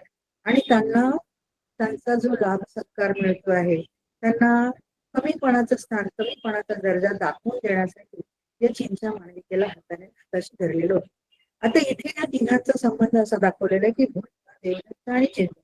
बुद्ध म्हणजे जसं आपण आता कपिलास पाहिलं की त्यांच्याकडे पैया होती, प्रज्ञा होती आणि प्रज्ञा असल्याशिवाय त्याबरोबर ते सतीत पण होते, म्हणजे सजग होते. अवेअरनेस त्यांच्या मधला दिसलाय की ज्या वेळेला मगर हळूहळू पाण्यात बुडायला लागतं, हालचाल करतोय, तर तत्क्षणी त्यांच्या लक्षात आलेलं आहे की इथे काहीतरी वेगळं घडतंय. म्हणजे हे आपल्याला जाणवणं, एखादा बदल घडतो आहे किंवा बदल होतो आहे हे जाणून घेण्यासाठी पण मन जे आहे हे अतिशय सतीत असणं, सजग असणं गरजेचं असतं. आणि त्याच्यानंतर आपल्याला जाणून घ्यायचं असतं की काय हे पहिया आहे जी बोधिसत्वांकडे आहे, जो संयम आहे आणि जी सजगता आहे, जी सती आहे, ही आपल्याला दिसून येते. या उलट देवदत्तामध्ये मात्र त्याबाबत आपल्याला अविद्या दिसून येते. कारण इथे स्पष्ट उल्लेख केलेला आहे, हे मगरा तुझं शरीर मात्र एवढं मोठं आहे, बलदंड आहे किंवा कष्टपुष्ट आहे, मोठं आहे, बुद्धी शरीर, पण त्याच्यामध्ये बुद्धी मात्र नाही. याचा अर्थ त्याच्यामध्ये अविद्या आहे. ही अविद्या या ठिकाणी देवदत्तांची आपल्याला दिसलेली आहे. आणि ईर्षा तर प्रत्येक प्रसंगात जे जीव मारण्याचे जे प्रयत्न केलेले आहेत, पहिल्यांदा अजातशत्रूच्या मदतीने काही लोकांना पाठवलेलं आहे, त्यांचा मारण्याचा प्रयत्न केला. नंतर मग त्यांनी वरून एक शिळा टाकून त्यांना मारण्याचा प्रयत्न केलेला आहे. नालागिरी हत्तीला मध्यप्राशन करून त्यांच्यावर तो सोडलं. असे अनेक प्रयत्न प्रत्येक वेळेला केवळ ईर्षेपोटी तथागतांना त्या ठिकाणी समाजामध्ये किंवा रोज जो मान सन्मान मिळतो, लाभ सत्कार मिळतो आहे आणि काही गोष्टी पूर्व ह्याच्यातल्या आहेत देवदत्ताच्या बाबतीतल्या की त्यांना पकासंख्य करायला लावलं होतं. त्याच्यानंतर प्रत्येक वेळेला त्याची बाजू आहे ते प्रयत्न असफल केलेले होते आणि जसजसे ते प्रयत्न असफल होत तसतसं या देवदत्ताच्या मनातली ईर्ष्या अधिकाधिक प्रज्वलित होत होती आणि तो अगदी आगीने असं म्हणजे आत खूप जळजळत होत होता. एक आपल्याला धर्मपदात जाता पण इद तपती पेच तपती उभयकारी पापकारी उभय तपती, ती पण याच्या संदर्भात तो प्रत्येक वेळेला ही जी ईर्ष्याची आग आहे त्याच्या मनामध्ये ज्वलंत होते, प्रज्वलित होते आणि त्या वेळेला केन प्रकारे वेगवेगळे प्रयत्न करून परिसक्तती म्हणजे अगदी अटोकाट प्रयत्न, काही झालं तरी बुद्धांना मारायचंच या ईर्ष्याने प्रयत्न करतो. अविद्या आणि ईर्ष्या. त्याच्यानंतर जसे बुद्ध शांत आहे त्याच्या उलट अशांत आहे, कारण प्रत्येक वेळी त्याचं मन कधीच शांत नाही, प्रत्येक प्रयत्नात त्याला असफलता मिळते, तो अयशस्वी होतो आणि त्यामुळे जास्तीत जास्त राग त्याचा आणखी पेटून उठतो. तसंच त्याच्या संयमाच्या ऐवजी हा असंयमित आहे, स्वतःवर नियंत्रण अजिबात नाहीये. आणि सतत जसं बुद्ध सतत सतीमध्ये आहेत, त्या विरुद्ध सतत बुद्धांप्रती सूड भावना प्रत्येक क्षणाला सूड भावना जागृत करण्याचा देवदत्तामध्ये आपल्याला दिसून येते. प्रसंगावधानता अजिबात नाहीये, समय सूचकताही नाहीये.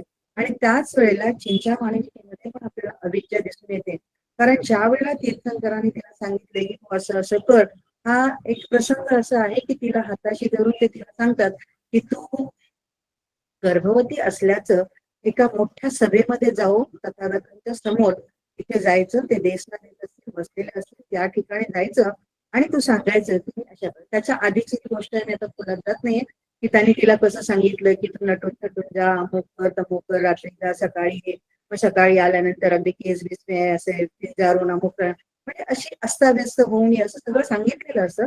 आणि कदाचित तिला काही त्याच्यामध्ये प्रलोभनही दिलेली असते, तू असं केलं तुला असं होईल, तुला असं केलं राहण्याचं. अशा प्रकारे तिला दाखवलं आणि त्यांच्या बोलण्यावर विश्वास ठेवून ते कृत्य करण्यासाठी तयार झाली. ती तयारच नाही झाली, ते कृत्य केलं. भर सभेमध्ये जाऊन भर त्या सगळ्यांच्या मध्ये जाऊन आपल्याला जयमंगल गाथेमध्ये बोलली गेली आहे, कठ्ठान तत्वान कठ्ठा वगैरे, तिथे जाऊन ते सगळ्या लोकांच्या मध्ये जाऊन सांगते की हे अशाला असं झालं, हे बाळ जे आहे हे बुद्धाचं आहे, किंवा अशा प्रकारे त्यांच्यावरती दोषारोप करते. तर हिच्यामध्ये अजिबातच म्हणजे देवदत्तामध्ये थोडी तरी कुठेतरी हिच्यामध्ये अतिशय म्हणजे शून्य दर्जाची, म्हणजे काहीच नाही, स्वतःची विचारशैली नाही, स्वतःची बुद्धी नाही, केवळ त्यांनी सांगितलं की अनुकरण करते आणि त्या प्रकारचे कृत्य तयार करायला तयार झालेले. देवदत्ताप्रमाणे ती अशांत आहे आणि असंयमित आहे. तिच्यामध्ये कुठल्याही प्रकारची सती दिसते, प्रसंगावधान नाही, समय सूचकता नाही.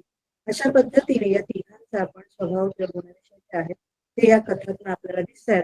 आता देवदत्त आणि चिंतामणीचा यांच्या जोड्या आपल्याला आणखी एक दोन जातकांमध्ये दिसतात.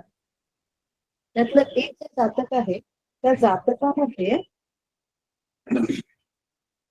वानरिंद जातक जे आहे, या वानरिंद जातकामध्ये पण मादी जी आहे ती चिंतामणिका आहे आणि त्याच्यातही तिला बोधिसत्वांचं हृदय काढायचे डोहाळे लागले. इथे पण ती तशाच प्रकारचं सांगते. त्याच्यानंतर वेसंतर जातकामध्ये ती जेव्हा ब्राह्मणाची पत्नी होऊन देवदत्ताबरोबर येते तेव्हा पतीच्या कारस्थानाला प्रेरणा देते आणि त्याला जास्तीत जास्त चुकीचं काम करायला ती प्रवृत्त करते आहे. तसंच सुवर्णकट या जातकामध्ये सुद्धा ही कावळी म्हणजेच चिंचा मांडविका त्या ठिकाणी आलेली आहे आणि ती शेतकरी बोधिसत्वाचं सुंदर फळे खाण्याची इच्छा व्यक्त करते. बघा, म्हणजे एका ठिकाणी तिने बोधिसत्वाचं हृदय जसं याद मागितलंय तसंच तिथे मागितलंय वानरीच्या जातकामध्ये. वेसंतर जातकामध्ये ती पतीचे जे कारस्थान करतो आहे त्याच्यासाठी ती सहाय्य करते, म्हणजे ती तिची इच्छा पूर्ण करून घेते. त्याच्यानंतर कावळीच्या ह्याच्यामध्ये सांगितलं मी आता की ते बोधिसत्वाचे सुंदर डोळे, म्हणजे इथे जसं हृदयावर वाढलेली आहे तसं तिथे त्याच्या डोळ्यांवरती वाढलेली आहे आणि ते डोळे खाण्याची इच्छा तिने प्रकट केली. प्रत्येक ठिकाणी तिचं कपट आपल्याला दिसून येते. महापदम जातकात पण ती राजाची तरुण पट्टराणी झालेली आहे, ती साका आई आणि ती पण बोधिसत्वांवर आळ घेते आहे. तसंच क्षुल्लपद्म जातकामध्ये बोधिसत्वाची कृतज्ञ पत्नी जी बोधिसत्वाला जीवे मारण्याचा प्रयत्न करते. म्हणजे या अनेक जातकांमध्ये देवदत्त आणि चिंचा मांडविका याच्या जोड्या आलेल्या आहेत आणि याच्यामध्ये त्यांनी देवदत्तांनी कोणकोणत्या भूमिका पार पडल्यात. पहिल्यामध्ये ते चोर आणि गुन्हेगार आहेत, दुसऱ्यामध्ये महापदम जातकामध्ये तो राजा बोधिसत्वाला शिक्षा देणार, दुसऱ्यामध्ये मांडवी जातकात मगर आहे, त्याच्यात मगर रूपाने मांडण्याचा प्रयत्न केला. जुजुक ब्राह्मणामध्ये मुलं म्हणजे मुलांची पण मागणी केलेली आहे आणि त्या मुलांना मारण्यासाठी किंवा याच्यामध्ये स्वतः त्यांचे पती सहभागी झालेले आहेत. आणि कावळा आणि पत्नीच्या इच्छेसाठी याच्यातनं आपल्याला कळतं की हे डोहाळे लागतात आणि ह्याच्या इच्छा पूर्ण करायच्या असतात. त्या इच्छा पूर्ण करण्यासाठी पती महोदय कशा प्रकारे मदत करतात हे आपल्याला दिसलंय आणि या ठिकाणी या दोन्ही जोड्या आपल्याला प्रामुख्याने दिसून येतात. आता या जातकावर आणखी आपल्याला अशा प्रकारे विभागणी करता येते किंवा एक थोडस दोघांमधलं सामान्य आणि दोघांमधलं फरक, सामान्यत्व आणि म्हणजे समानता आणि फरक कसा येते बघा. गौतम बुद्ध आणि देवदत्त हे तुलनात्मक दाखवलेलं आहे. गौतम बुद्धांच्या बाबतीत आपण म्हणतो मुक्ती आणि जगाच्या दुःखाचे समाधान करणं, म्हणजे जगाच्या कल्याणासाठी तथागतांनी प्रयत्न केले, दुःखातून मुक्त करण्यासाठी प्रयत्न केलेले आहेत.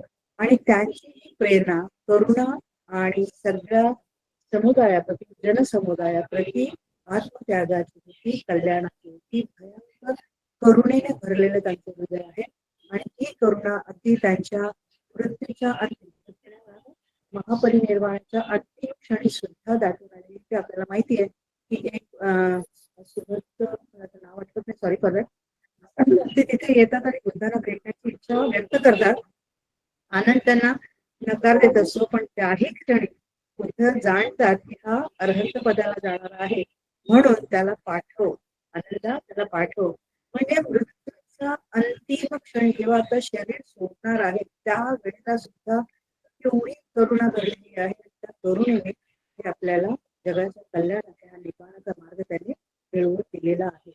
या उलट देवदत्ताचं काय, तर लौकिक सत्ता, मान सन्मान मिळवणं, त्याची प्रेरणा अहंकार आणि मत्सर. लौकिक सत्ता प्राप्त झाली, मान सन्मान मिळतोय. पूर्वी देवदत्ताने खूप चांगली कामं केलेली आहे त्याचा उल्लेख आपल्याला मिळतो आणि ते चांगलाही होता. पण त्यानंतर मात्र त्याचं वर्तन बदललेलं आहे आणि तिथे प्रत्येक ठिकाणच्या वर्तनात आपल्याला अहंकार आणि मत्सर दिसून येतो. बुद्धांकडे नम्रता, सेवाभाव, उदाहरणाने मार्गदर्शन करणं, म्हणजे एखादा ज्यावेळेला तथागतांकडे येत असेल त्यावेळेला तुझ्या कुठल्या अडचणीत असेल किंवा त्यांना तुमचं मार्गदर्शन हवं असेल तर त्या समोरच्या व्यक्तीला बघून त्याला कुठल्या प्रकारे किंवा कोणती उदाहरणं दिल्यानंतर त्याला समजेल किंवा त्याला रुचेल आणि तो त्याच्यातून बाहेर पडण्याचा प्रयत्न करेल, हे बुद्ध एका क्षणार्धात जाणत असत आणि त्याप्रमाणे ते त्याला मार्गदर्शन करत असेल.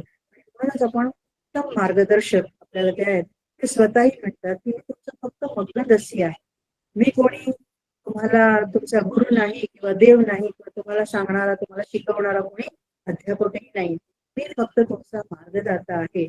तेव्हा तुम्ही या मार्गावर चालायचंय, मार्ग तुम्हाला दाखवलेला आहे, त्याच्यावर कसं चालायचंय, ते कसं पडताळून बघायचंय तुमचं तुम्ही ठरवा. हा एवढा उत्तम भाव त्यांच्यामध्ये आपल्याला दिसून येतोय. आणि या उलट इकडे मात्र देवदत्त करतोय जबरदस्ती आणि अधिकारयुक्त, त्यांचा हेतू संघावर नियंत्रण मिळवण्याचा होता आणि यासाठी संघभेदासारखं गरुक कर्म देवदत्ताने केलेलं होतं. तिसरा मुद्दा जो आहे तृष्णा पूर्णपणे नष्ट करणे आणि मध्यम मार्ग स्वीकारणे. आपल्याला सांगितलंय की सर्व आसवांचा क्षय करून आसव क्षय झाल्यानंतर विकाररहित मन जो तुमचा आहे, हा विकाररहित मनाने तुम्ही मध्यम मार्ग स्वीकारा. दोन अटी ज्या आहेत त्यांनी धम्मचक्क प्रवचन देताना त्याचा हे देताना आपल्याला सांगितलेलं आहे की दोन अटी ज्या आहेत त्या तुम्ही टाळायच्या आहेत, आणि अथ सुख, तरी मला नाव विसरले. तर हे जे दोन मार्ग आहेत, ते दोन मार्ग जे अति आहेत ते तुम्ही टाळा आणि मध्यम मार्गाने चला, की जो मध्यम मार्ग तुम्हाला निर्वाणाकडे नेणारा आहे. आणि हाच आपला अर्य अठ्ठंगी मग ज्याच्यावर आपण हे सगळं चालत असतो आणि निर्वाणापर्यंत जाण्यासाठी समावाचा समापन सम्मा आजीव जे आहेत या सगळ्यांचं आपण स्मरण करत असतो. म्हणजे असा मार्ग दिलेला असताना एक मिनिट, देवदत्ताच्या मनात मात्र ईर्ष्या, द्वेष, विशेषतः बुद्धांच्या लोकप्रियतेबद्दल आणि संघ फोडण्याचा प्रयत्न देवदत्ताने केलेला आहे. त्याला गंभीर आणि कर्मिक परिणाम भोगावे लागले. तर तथागताने सम्यक संपत्ती प्राप्त करून जगाला धर्म दिलेला आहे. आता नेक्स्ट रिपीट. हे सगळं पाहिल्यानंतर आपण बघितलंय की कशा प्रकारचे प्रसंग आपल्यावर येतात. अनेक संकट, जसं आपण आता जातक कथेमध्ये पाहिलं की त्या ठिकाणी मगराने त्याला खूप सारी आमिष दाखवलेली आहेत, एवढी चांगली फळं आहेत, अमुक आहेत, अमुक आहेत. अशा आपल्या जीवनात सुद्धा अनेक सारे प्रसंग येतात की तिथे आपल्याला आपल्या बुद्धीचा योग्य वापर करावा लागतो. काही वेळेला अतिशय गोड गोड बोलून खुशामत करून लोक तुम्हाला फसवण्याचा प्रयत्न करतात. कधी कधी स्वार्थासाठी तुमच्या जवळ येतात, तुमच्याकडून काही मिळवण्याचा प्रयत्न करतात, गोपनीय माहिती जाणून घेण्याचा.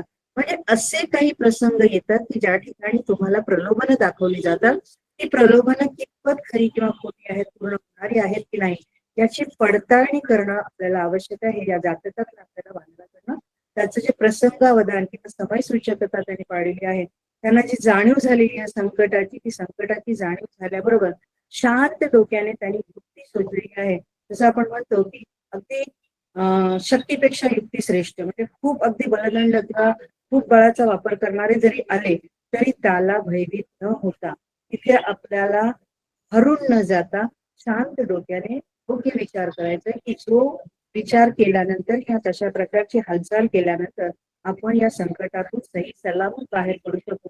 तर ते प्राणावर बेतणारं असेल तर प्राण वाचवण्याच्या दृष्टीने केलं पाहिजे, पण शांत आणि संयमित राहून हे आपलं करणं गरजेचं आहे. जसं आपल्या बोधिसत्वाने संकटाच्या वेळी शांत मन आणि संयम ठेवलं होतं, त्यामुळे त्यांचं संरक्षण झालं. घाबरून न जाता सजगतेने तर्क केला, बोलण्याचा उपयोग केला आणि गोड बोलून आपले प्राण वाचवलेले. सारांश, कोणत्याही परिस्थितीत समयसूचकता आणि निर्णयक्षमता वापरून बळावर आणि कपटावर दुष्ट प्रवृत्तीवर आपल्याला मात करता येते.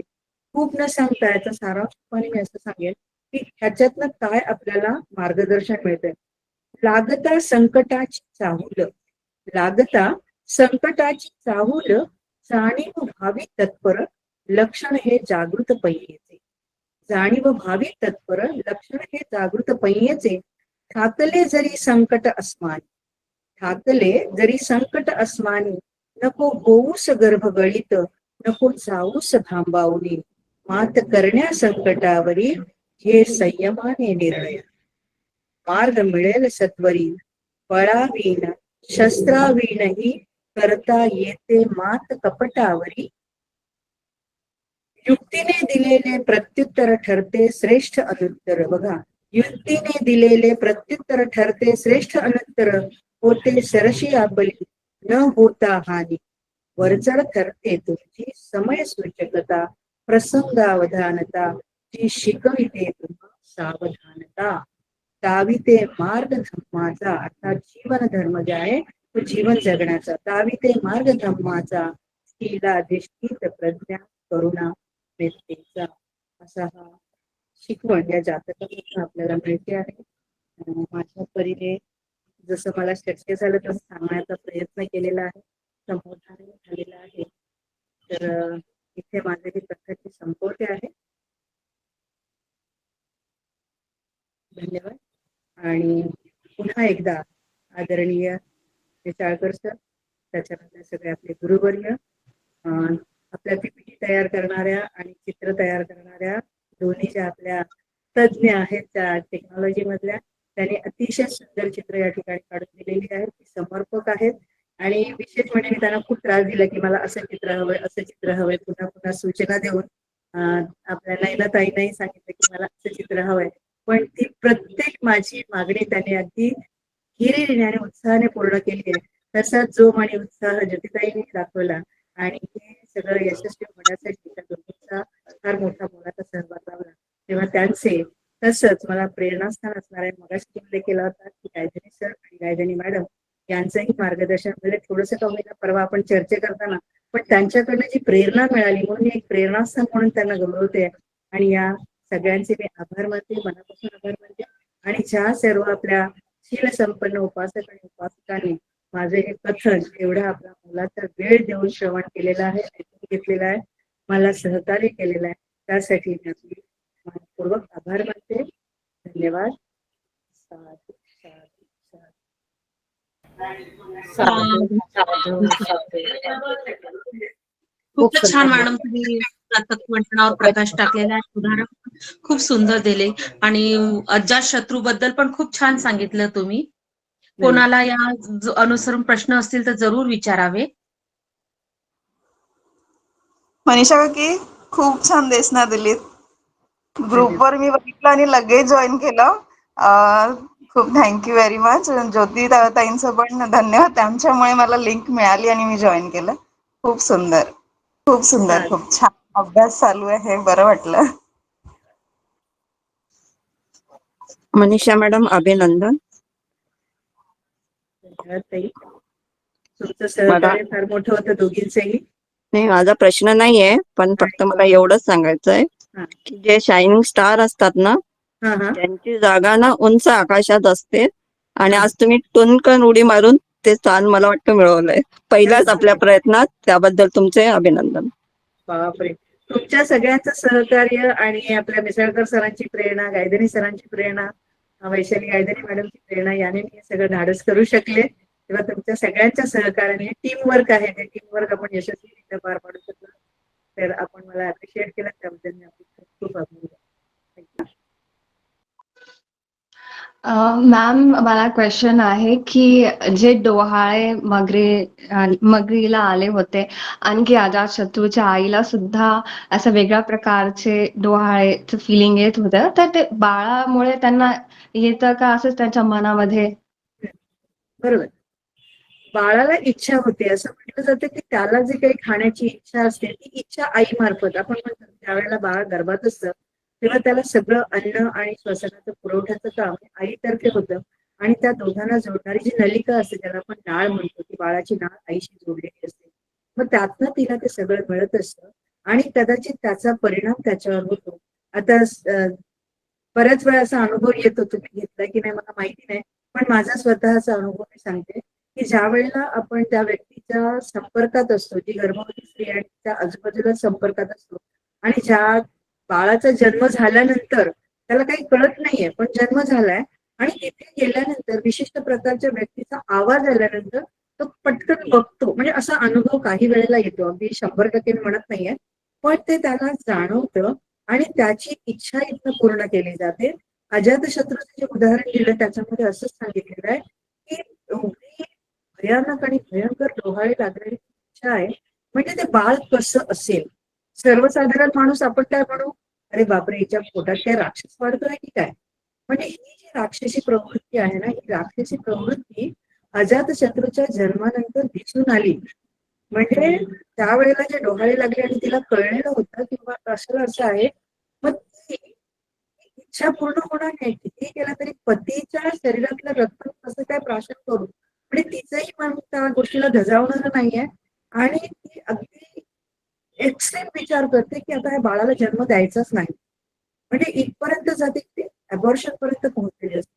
पण तिला त्याच्यापासून परावृत्त करण्याचं काम बिंबिसार अतिशय कुशलतेने करतात. तिला विचारतात की का तुझी तब्येत दिवसेंदिवस का ढासळत चाललेली आहे, याचं कारण काय आहे. आणि मग नाईलाजाने खूप आग्रह केल्यानंतर सांगते की मला अशा अशा प्रकारचे खायचे आहे, पण ती इच्छा माझी कशी पूर्ण होणार आणि तू सांगूही शकत नाही, कारण ते सांगण्याचं धाडसही माझ्यामध्ये नाही. हे जेव्हा त्यांना कळतं तेव्हा ते म्हणतात अरे त्यात काय मी करून जाईल. आणि मग ते स्वतः जाऊन आपल्या हाताचा थोडा भाग असा कापून त्याचं थोडंसं रक्त काढतात, ते पाण्यामध्ये मिश्रित करून तिला प्यायला देतात. आणि मग त्यावेळेला त्यांना असं कळतं की अरे हे असं काय आहे. आणि मग तेव्हा आता राजाच होता त्यामुळे बरेचसे पुरोहित वगैरे त्यांच्याकडे येतात, भविष्य सांगणारे लोक येत असतात. ते त्या बाळाचं भविष्य सांगताना असं सांगतात की हा या पित्याच्या साठी हानिकारक आहे, म्हणजे कदाचित पित्याला काहीतरी इजा पोहोचू शकतो. हे असं झाल्यानंतर आणखीच मनामध्ये येतं की मग ते बाळ जन्माला आल्यानंतर त्याला कुठेतरी टाकून द्यायचं, असाही उल्लेख मिळालेला आहे की एका कचऱ्याच्या ढिगाकडे त्यांना बाहेर टाकून दिलं. पण पुन्हा बिंबिसार तिथे जातात आणि त्याला घेऊन येतात, त्याला त्याचं लालन पालन करतात आणि त्याला मोठं करतात. मोठं केल्यानंतर जेव्हा तो देवदत्ताच्या संपर्कात येतो, देवदत्ताच्या संपर्कात आल्यानंतर देवदत्त त्यांना आपलं इद्धिबल दाखवतो, म्हणजे पाठीखाली करून चमत्कार करून दाखवतो आणि किती श्रेष्ठ आहे. मग तुला गादी जर मिळवायची असेल तर तुझे वडील आत्ता ज्या वयात आहेत ते वृद्ध होईपर्यंत किंवा त्यांचा वृद्धापकाळानंतर निधन झाल्यानंतर तुला गादी मिळेल. मग तोपर्यंत तुझे सगळे हे आहे तर बरं फुकट जात आहे. त्याच्यापेक्षा तू त्यांना असं कर की त्यांना त्यांचा वध कर, त्यांना मार आणि गादी बळकाव. बऱ्याच वेळेला असंच व्हायचं की सगळ्या राजे महाराजांचे राजपुत्र असायचे, राजकुमार असायचे, की त्याचा वध करायचे आणि गादी, कारण गादीचा जो मोह होता.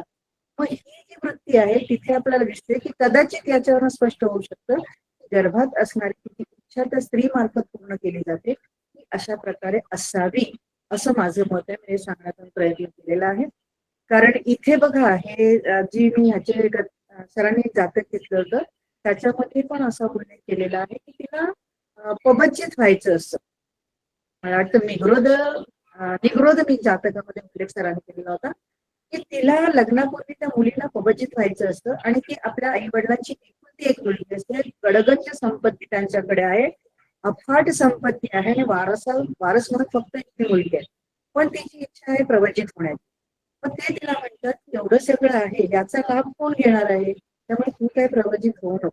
मग पुढे जाऊन ती म्हणते ठीक आहे मी लग्न नसते, कारण ती शीलवान असते आणि आपल्या माता पित्यांच्या आज्ञाचं पालन करणारी असते, त्यामुळे ती अधिक हट्ट करत नाही. मग पती लग्न झाल्यानंतर लग्न होतं, लग्न झाल्यानंतर सासरी निघून जाते आणि मग त्या ठिकाणी तिचं आपलं जीवन व्यतीत होत चाललेलं असतं. तिथे गेल्यानंतर त्या काळी एक असा उत्सव असायचा की आकाशातल्या नक्षत्रांची किंवा नक्षत्रांचं जर काही योग आला जुळून आला तर त्याला एक शुभ संकेत मानून तो उत्सव साजरा केला जायचा आणि त्या उत्सवासाठी सगळ्या स्त्रिया किंवा नगरातले सगळे लोक नटून थटून तिथे जायचे. आणि मग हा आपल्या पत्नीलाही सांगतो की चल तू नटून थटून आपण त्या कार्यक्रमावर येतो. थोड्या वेळाने येऊन बघतो पण ही काय तशी मला अलंकृत वगैरे झालेली नसते. मग तिला विचारतो की आपल्या शरीराबद्दल, म्हणजे शरीर कसं गाण्याचं मंडळ आहे किंवा शरीर कसं हे आहे, तुच्छ आहे, याचा काय उपयोग नाही, नंतर ते नष्ट होणार आहे, त्याच्यात काय नाही, अशा शरीराला कशाला सजवायचं आणि अलंकृत करायचं. आणि तिच्या मनाची असणारा हा याच्या प्रतीचा जो ऐहिक भाव जो आहे तो ऐहिक भाव कामवासना किंवा त्या वस्तूंचा लोभ मोह तिच्यामध्ये अजिबात असतो. मग पती तिला सांगतो तुला जर काही आवडत नसेल तर तू पबजीत घे ना आणि तिकडे जा. आणि पबजीत होऊन मग ती जाते.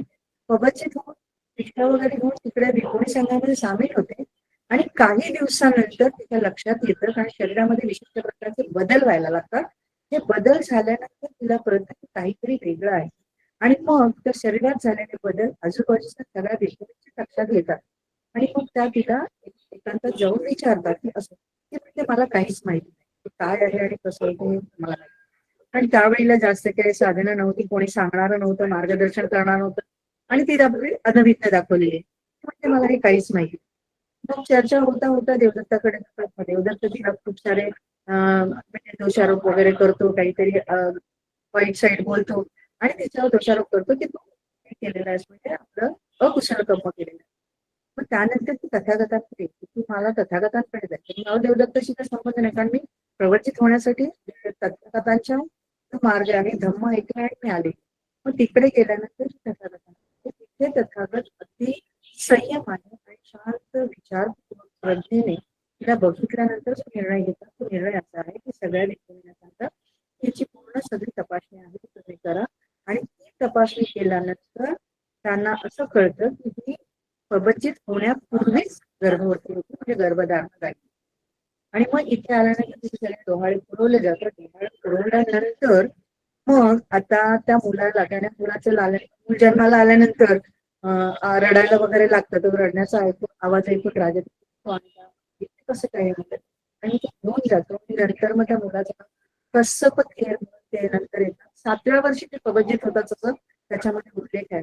म्हणजे गर्भावस्थेत असताना त्यावेळेला कदाचित त्याच्यावर त्या गोष्टीचा परिणाम झालेला आहे, त्याचा प्रभाव झालेला आहे आणि म्हणून 7व्या वर्षी वयवर्ष 7 म्हणजे काहीच नाही त्या 7व्या वर्षी पबजीत होतात. तर या 2 उदाहरणांना आपण असं म्हणू शकतो की कदाचित तो त्याच्याशी संबंधित असावा.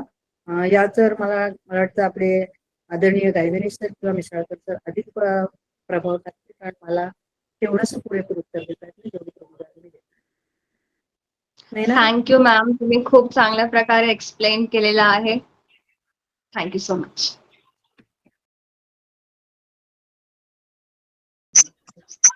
मी मिसाळकर सरांना विनंती करते की सरांनी थोडं याच्यावर मार्गदर्शन करावे. मिसाळकर सर.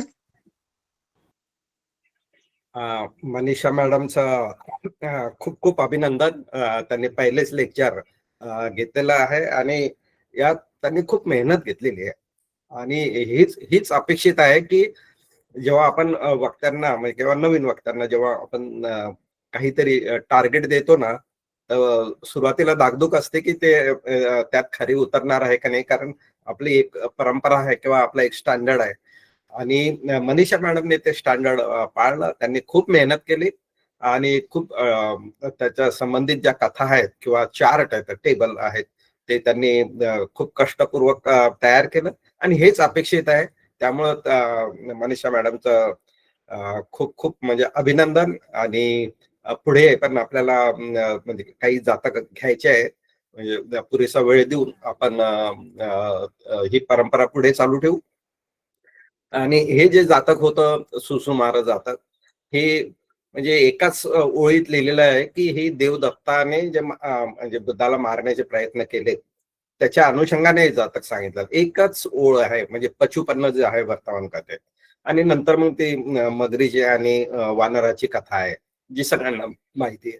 पण ते एक जी लाईन आहे, एक जे वाक्य आहे त्याच्या मागे किती मोठा इतिहास आहे, किती वेळेस त्यांना म्हणजे बुद्धांना मारण्याचे प्रयत्न झाले जे आपल्याला विनयपिटकात दिसतात, अनेक जातकामध्ये दिसतात. याच्या आधी पण झालेलं आहे, पुढे पण होणार आहे. तर देवदत्त आणि बुद्ध या जन्मात आणि आधीच्या जन्मात कसे कसे प्रयत्न झालेले आहे. तर सांगायचा उद्देश आहे की एक वाक्य असलं तरी त्याच्या पाठीमागे खूप मोठा इतिहास आहे आणि तो समजून घेतला तर त्या वाक्याचं म्हणजे किती ताकदवालं वाक्य आहे, त्याला त्याच्या मागे किती मोठा इतिहास आहे तो आपल्याला समजतो. म्हणून पाली भाषा शिका म्हणतो किंवा बौद्ध साहित्य वाचा, पाली साहित्य वाचा, जे आपण सांगतो ना की भरपूर वाचा म्हणजे तुम्हाला ते पर्टिक्युलर जे कन्सेप्ट आहे किंवा तो शब्द आहे तो चांगल्या तऱ्हेनं समजेल.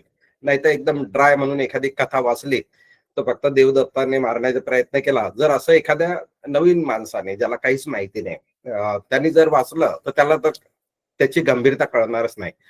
पुढे वानर आणि मगरीची कथा ऐकली तर लहान मुलाची कथा आहे म्हणून चातुर्य कथा म्हणून तो बाजूला ठेवेल. पण आपल्याला त्यात देवदत्त दिसलेला पूर्वजन्मीचा, आपल्याला चिंच मानविका दिसलेली आहे आणि बोधिसत्व दिसलेले आहेत आणि याचा संघर्ष किंवा कुरघोडी हे कसं दिसतंय आपल्याला.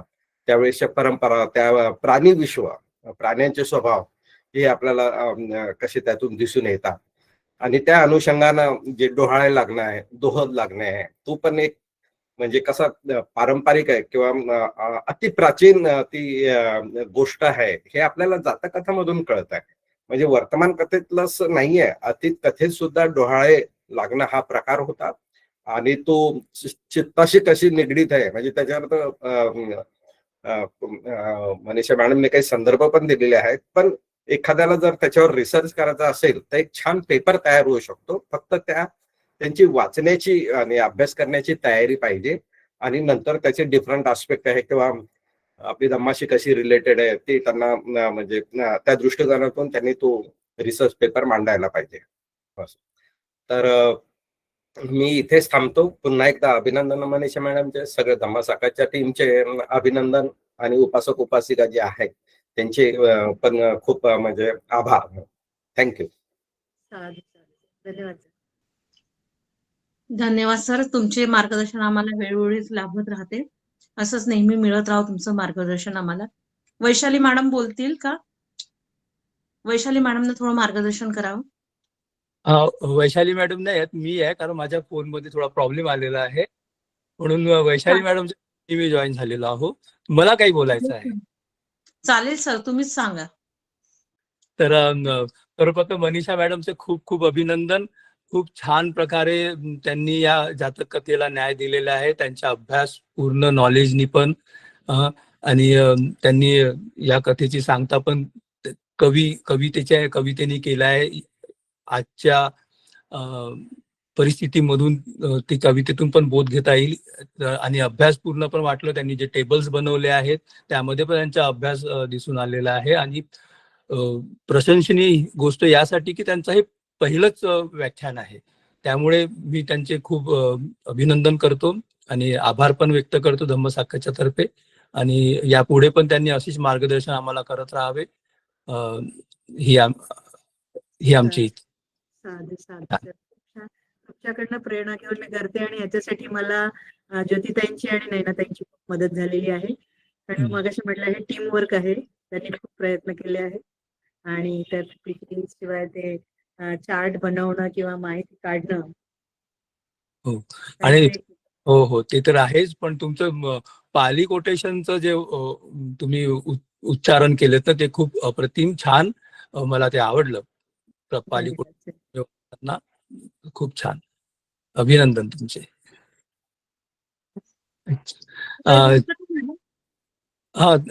ताई, या कथेबद्दल थोडस मला एक मुद्दा सांगायचा होता. मी सांगू शकतो का? हो सर. हो सर, सांगा. ओके.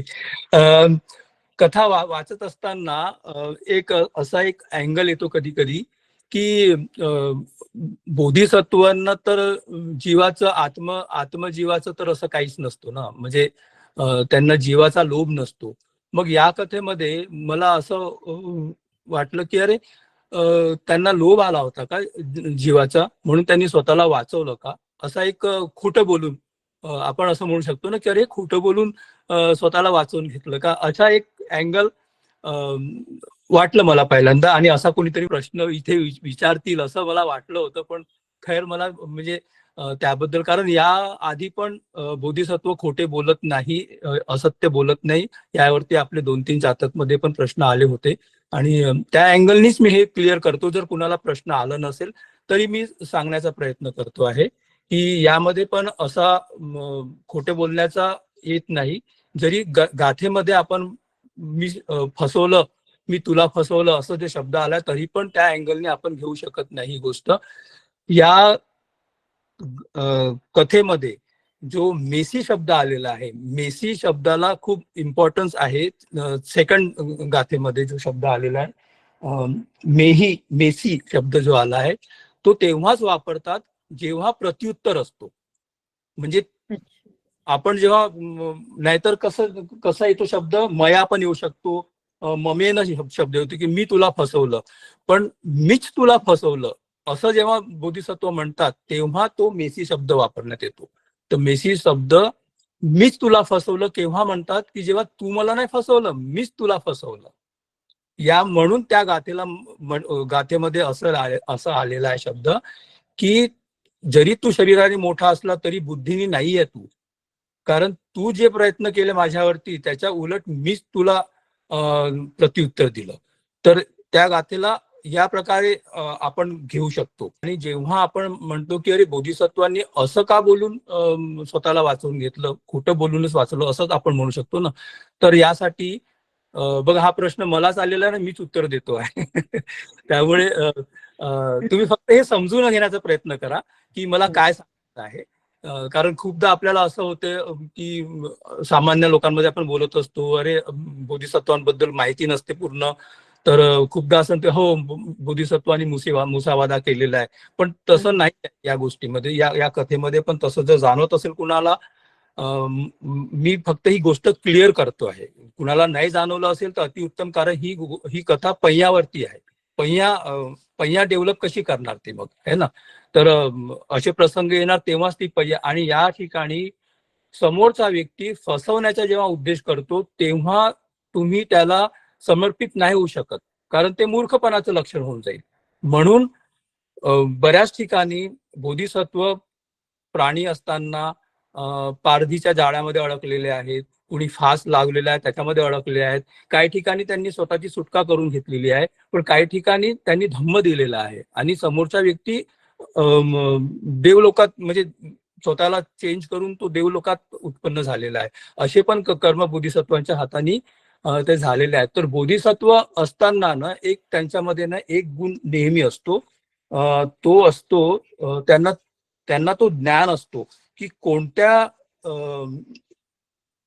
कोणत्या विपाकाने काय होणार आहे आणि मी कसं रिॲक्ट करणार, तर ही गोष्ट निर्जरेमध्ये जाईल किंवा समोरच्याला उपदेश मिळेल. तर या हिशोबाने त्यांना तो ज्ञान मिळालेला असतो. जेव्हा अहेतुक गोष्टी घडतात तेव्हा त्यांचा तो ज्ञान समोर येतो. जो मनीचोर जातक मध्ये ते का तसे थांबतात, कारण त्यांना माहित असते की हे मी माझे कोणत्या तरी कम्माचे विपाक आहेत म्हणून मला शांत राहायच्यात, पण सुजाता मला वाचवेल हे त्यांना माहिती असतात. म्हणजे हे जे प्रकार असतो ना, तो त्या ज्ञानामध्ये तो मोजण्यात येतो. तर या कथेमध्ये पण त्यांना माहित असतं की त्यांनी सुमेध बोधी झाले तेव्हापासून त्यांना त्यांचे जन्म आपल्याला त्यांच्या पारमिता पूर्ण करायसाठीच झालेले असतात. तर या ठिकाणी जर ते स्वतःचा जीव देतील तर मला असं वाटत नाही त्यांची दान पारमिता पूर्ण होईल, दान परमठ्ठ पारमिता पूर्ण होईल, असं अजिबात होणार नाही. कारण बोधिसत्वांनी बऱ्याच ठिकाणी स्वतःला अर्पित केलेला आहे. ससा ससा म्हणून जेव्हा असतात बोधिसत्व, तेव्हा समोरच्या व्यक्तीला खूप भूक लागलेली असते आणि एक ऋषी असतो त्याला भूक लागलेली असते, त्याच्यासाठी ते स्वतःला जाळतात की तू मला माझं मांस खाऊन घे म्हणून. तर या ठिकाणी त्यांची पारमिता पूर्ण होते, पण या ठिकाणी त्यांची पारमिता पूर्ण होणार नाही. देवदत्ताच्या करुणेसाठी ते तसे करतात, कारण देवदत्त परत जर बोधिसत्वांना मारतोय त्याचे आणखी कम्म बनतील आणि ते आणखी खोल निर्यामध्ये जातील. त्यांचे कम्म बनणं नाही बनण्यासाठी पण ते अशा प्रकारचे वाक्य ते बोलू शकतात. कारण ते यासाठी असे वाक्य बोलतात कारण एक शब्द आपल्या गाथेमध्ये इथे आलेला आहे, तो शब्द आहे नाहं तं धम्म सुधम्मताय गहेत्वा गच्छामी. कारण तो म्हणतो मगर की मी तुला काही धर्माने आणि न्यायाने किंवा प्रामाणिकपणे नाही घेऊन चाललोय आम्ही. तेव्हा बोधिसत्व त्याला प्रत्युत्तर तशा प्रकारे देतात. म्हणून या कथेमधून आपल्याला या कथेचा मूळ पहिया म्हणूनच घेता येईल. त्या या अनुषंगाने मला हे बोलायचं होतं. तर हा प्रश्न मलाच आलेला होता आणि मीच त्याचं उत्तर दिलंय, त्यामुळे मला म्हणजे मला क्षमा करावी. पण जर हा प्रश्न कुणाच्या मनात उद्भवला असेल किंवा उद्भवू शकतो तर तुम्ही या प्रकारे त्याला समजू शकता या कथेला. बस एवढंच मला बोलायचं होतं. थँक्यू. या मुद्द्यावरती कोणाला काही बोलायचं असेल, काही प्रश्न विचारायचे तर अवश्य विचारू शकता. सर मलाच विचारायचं आहे, विचारू का? हो बोला. सर काही दिवस पूर्वी मी शिवली भंतेजीचं एक लेक्चर ऐकलं होतं. ते पूर्ण नव्हतं ऐकलं, मला आवाजच नव्हता आला, पण त्यांचं जे शेवटचं होतं ते त्यांनी असं म्हटलं होतं की बुद्ध असं म्हणतात की मी बोलतो तर माझ्या मुखातून कमळ फुलांचा सुगंध येतो. का येतो की मी कोणत्याच जन्मात कधीही केव्हाही खोटं बोललो नाही. हो बरोबर. हे मी हो. ऐकलं होतं आणि हो. हेच तुम्ही सांगितलं त्यावर मला हे आठवलं आता, म्हणून मी हे हो. तुम्हाला सांगितलं. आणि हे ऐकलं तेव्हा मी असं विचार केला की बरोबर आहे, बुद्धनी एवढ्या पारमिता पूर्ण केल्या आणि त्यांनी ते पण म्हटलं होतं की मला अगर बोधिसत्वांना जेव्हा ब्लेसिंग भेटलं दीपांकर बुद्धांना, तर मला माझ्या पारमिता पूर्ण करतच बुद्धत्व प्राप्त होणार होतं. मी कोणत्याच गोष्टीचं खंडन नाही केलं. प्रामाणिकपणे ते कोणत्याही योनीत असो मी प्रामाणिकपणे सगळे कार्य केलेले आहेत. हो अगदी बरोबर. कारण आपण सुमेध कथा जर पूर्णपणे वाचली ना तर आपल्याला याच्यातून खूप माहिती मिळू शकते. जेव्हा दीपंकर बुद्ध अभिनिहार त्यांचं एक्सेप्ट करतात ना, जेव्हा ते अभिनिहार करतात ना, तर त्यानंतर त्यांना 10 पारमिताचे निमित्त दिसतात की कोणती पारमिता त्यांना कशी पूर्ण करायची आहे. हे या आधीचे जेवढे पण बुद्ध झालेले आहेत ते निमित्त तयार करतात. म्हणजे संसारामध्ये निमित्त तयार होतात. कसे निमित्त तयार होतात की वाहणारी नदी थांबून जाते, जिथे थंड आहे तिथे थंडी समाप्त होऊन जाते, उष्णता ठिकाणी एकदम सामान्य म्हणजे टेम्परेचर एकदम नॉर्मल होऊन जातं. म्हणजे असे बरेचसे गोष्टी निसर्गामध्ये घडतात आणि मग ते असे निमित्त जेव्हा तयार होतात तेव्हा सगळे देवता म्हणतात की नाही हा पुढे बुद्ध होणार आहे. तर त्या हिशोबाने त्यांना ते सगळ्या पारमिता कशा पूर्ण होतात आधीच्या बुद्धांनी त्या पारमिता कशा पूर्ण केल्या असे निमित्त दिसतात. तर सच्च पारमितामध्ये पण असं म्हणण्यात आलेलं म्हणजे लिहिण्यात आलेलं आहे की ते तेव्हाच पूर्ण करा की जेव्हा ते सत्यच बोलतील, असत्य कुठे पण बोलणार नाहीत, तेव्हाच ही पारमिता पूर्ण होईल. आणि सच्च पारमिता पूर्ण करायसाठी त्यांना तू कुणाकडे पण जाऊन तुला शिकावं लागेल. तुला एखादा खालच्या स्तराचा शिक्षक असेल त्याच्याकडे पण जाऊन तुला शिकावं लागेल, उच्च स्तराचा शिक्षक असेल त्याच्याकडून पण तुला जाऊन शिकावं लागेल. म्हणजे अशा प्रकारे तू तुझे ज्ञान अर्पण कलेक्ट कर, असे आधीचे बुद्ध त्याला सांगतात सुमेधला.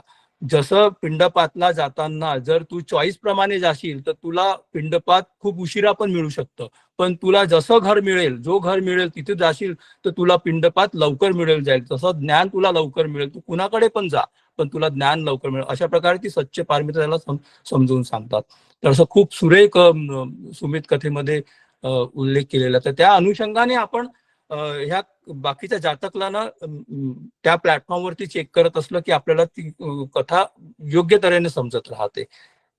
तर खूप छान शिवलीथेरांनी पण बरोबर सांगितलंय. ते त्यांना त्यांचे वाक्य वेगळे असतील, पण गंधकुटी आपण तेव्हाच म्हणतो ना की बुद्धांच्या शरीरातून जो गंध निघायचा ना, तो यासाठी की त्यांचे लोभ दोष मोह पूर्णच निघून गेले असतात. त्यामुळे त्यांच्यामध्ये म्हणजे असुगंध असं असणंच काही शेषच राहत नाही, म्हणून त्याला गंधकुटीच असं नेहमी असं सुगंध येत राहतो त्यांच्या गंधकुटीतून, असा उल्लेख आहे असं. तर ठीक आहे, थँक्यू, तुम्ही नवीन मुद्दा मांडला. आणि म्हणूनच सर आपल्या गृहस्थ लोकांना सुद्धा पंचशील मध्ये 3रा शील दिलेला आहे की मुसावादा वेरमणी. आपण मुलांनाही सांगतो की सगळं झालं तर चालेल पण खोटं नाही बोलायचं. वैशाली मॅडम पण काय बोलू इच्छितात? एक मिनिट. सगळ्यांना नमो बुद्धाचा. मला हे म्हणायचं आहे की नमो बुद्धाचा. आणि ताई, तुमचं खूप छान झालं. जे पण तुम्ही जातक सांगितलं खूप छान सांगितलं. आणि ठळक जे पण सांगितलं तर ते खूप प्रभावी होतं. आणि मला हे म्हणायचं आहे की ऍक्च्युली इथे बोधिसत्वांच्या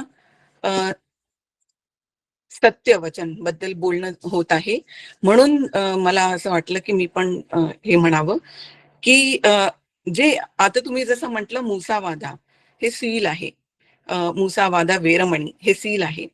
तर आपला जो आवाज जो असतो आपला, तो कम्म विपाक आहे, तो संखार नाही. संखारामधून आपला आवाज येत नाही.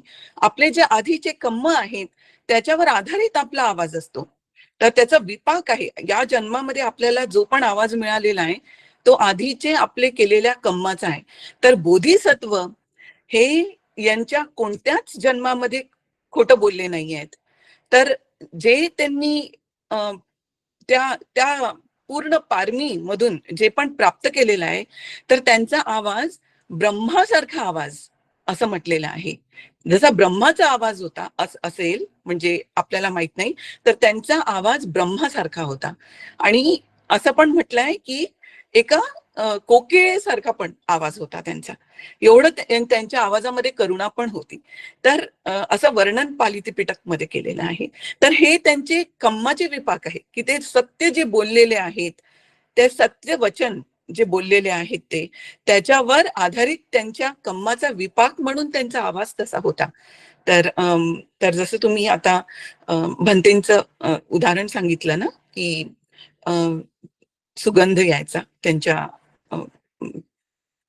मुखातून किंवा त्यांच्या शरीरातून, तर हे पण तसंच विपाक आहे. आणि हा पण विपाक होता की ते त्यांचा आवाज ब्रह्मासारखा होता. आणि नुसतं बोलून सुद्धा इतकी करुणा होती त्यांच्या आवाजामध्ये की समोरच्या व्यक्तीमध्ये बदल आणण्याची क्षमता होती. तर त्या सत्य वचनाचं पावर होतं हे. बस एवढंच मला म्हणायचं आहे सगळ्यांना. थँक्यू.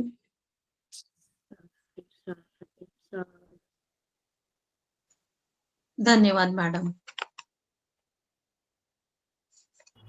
कोणाचे प्रश्न नसतील?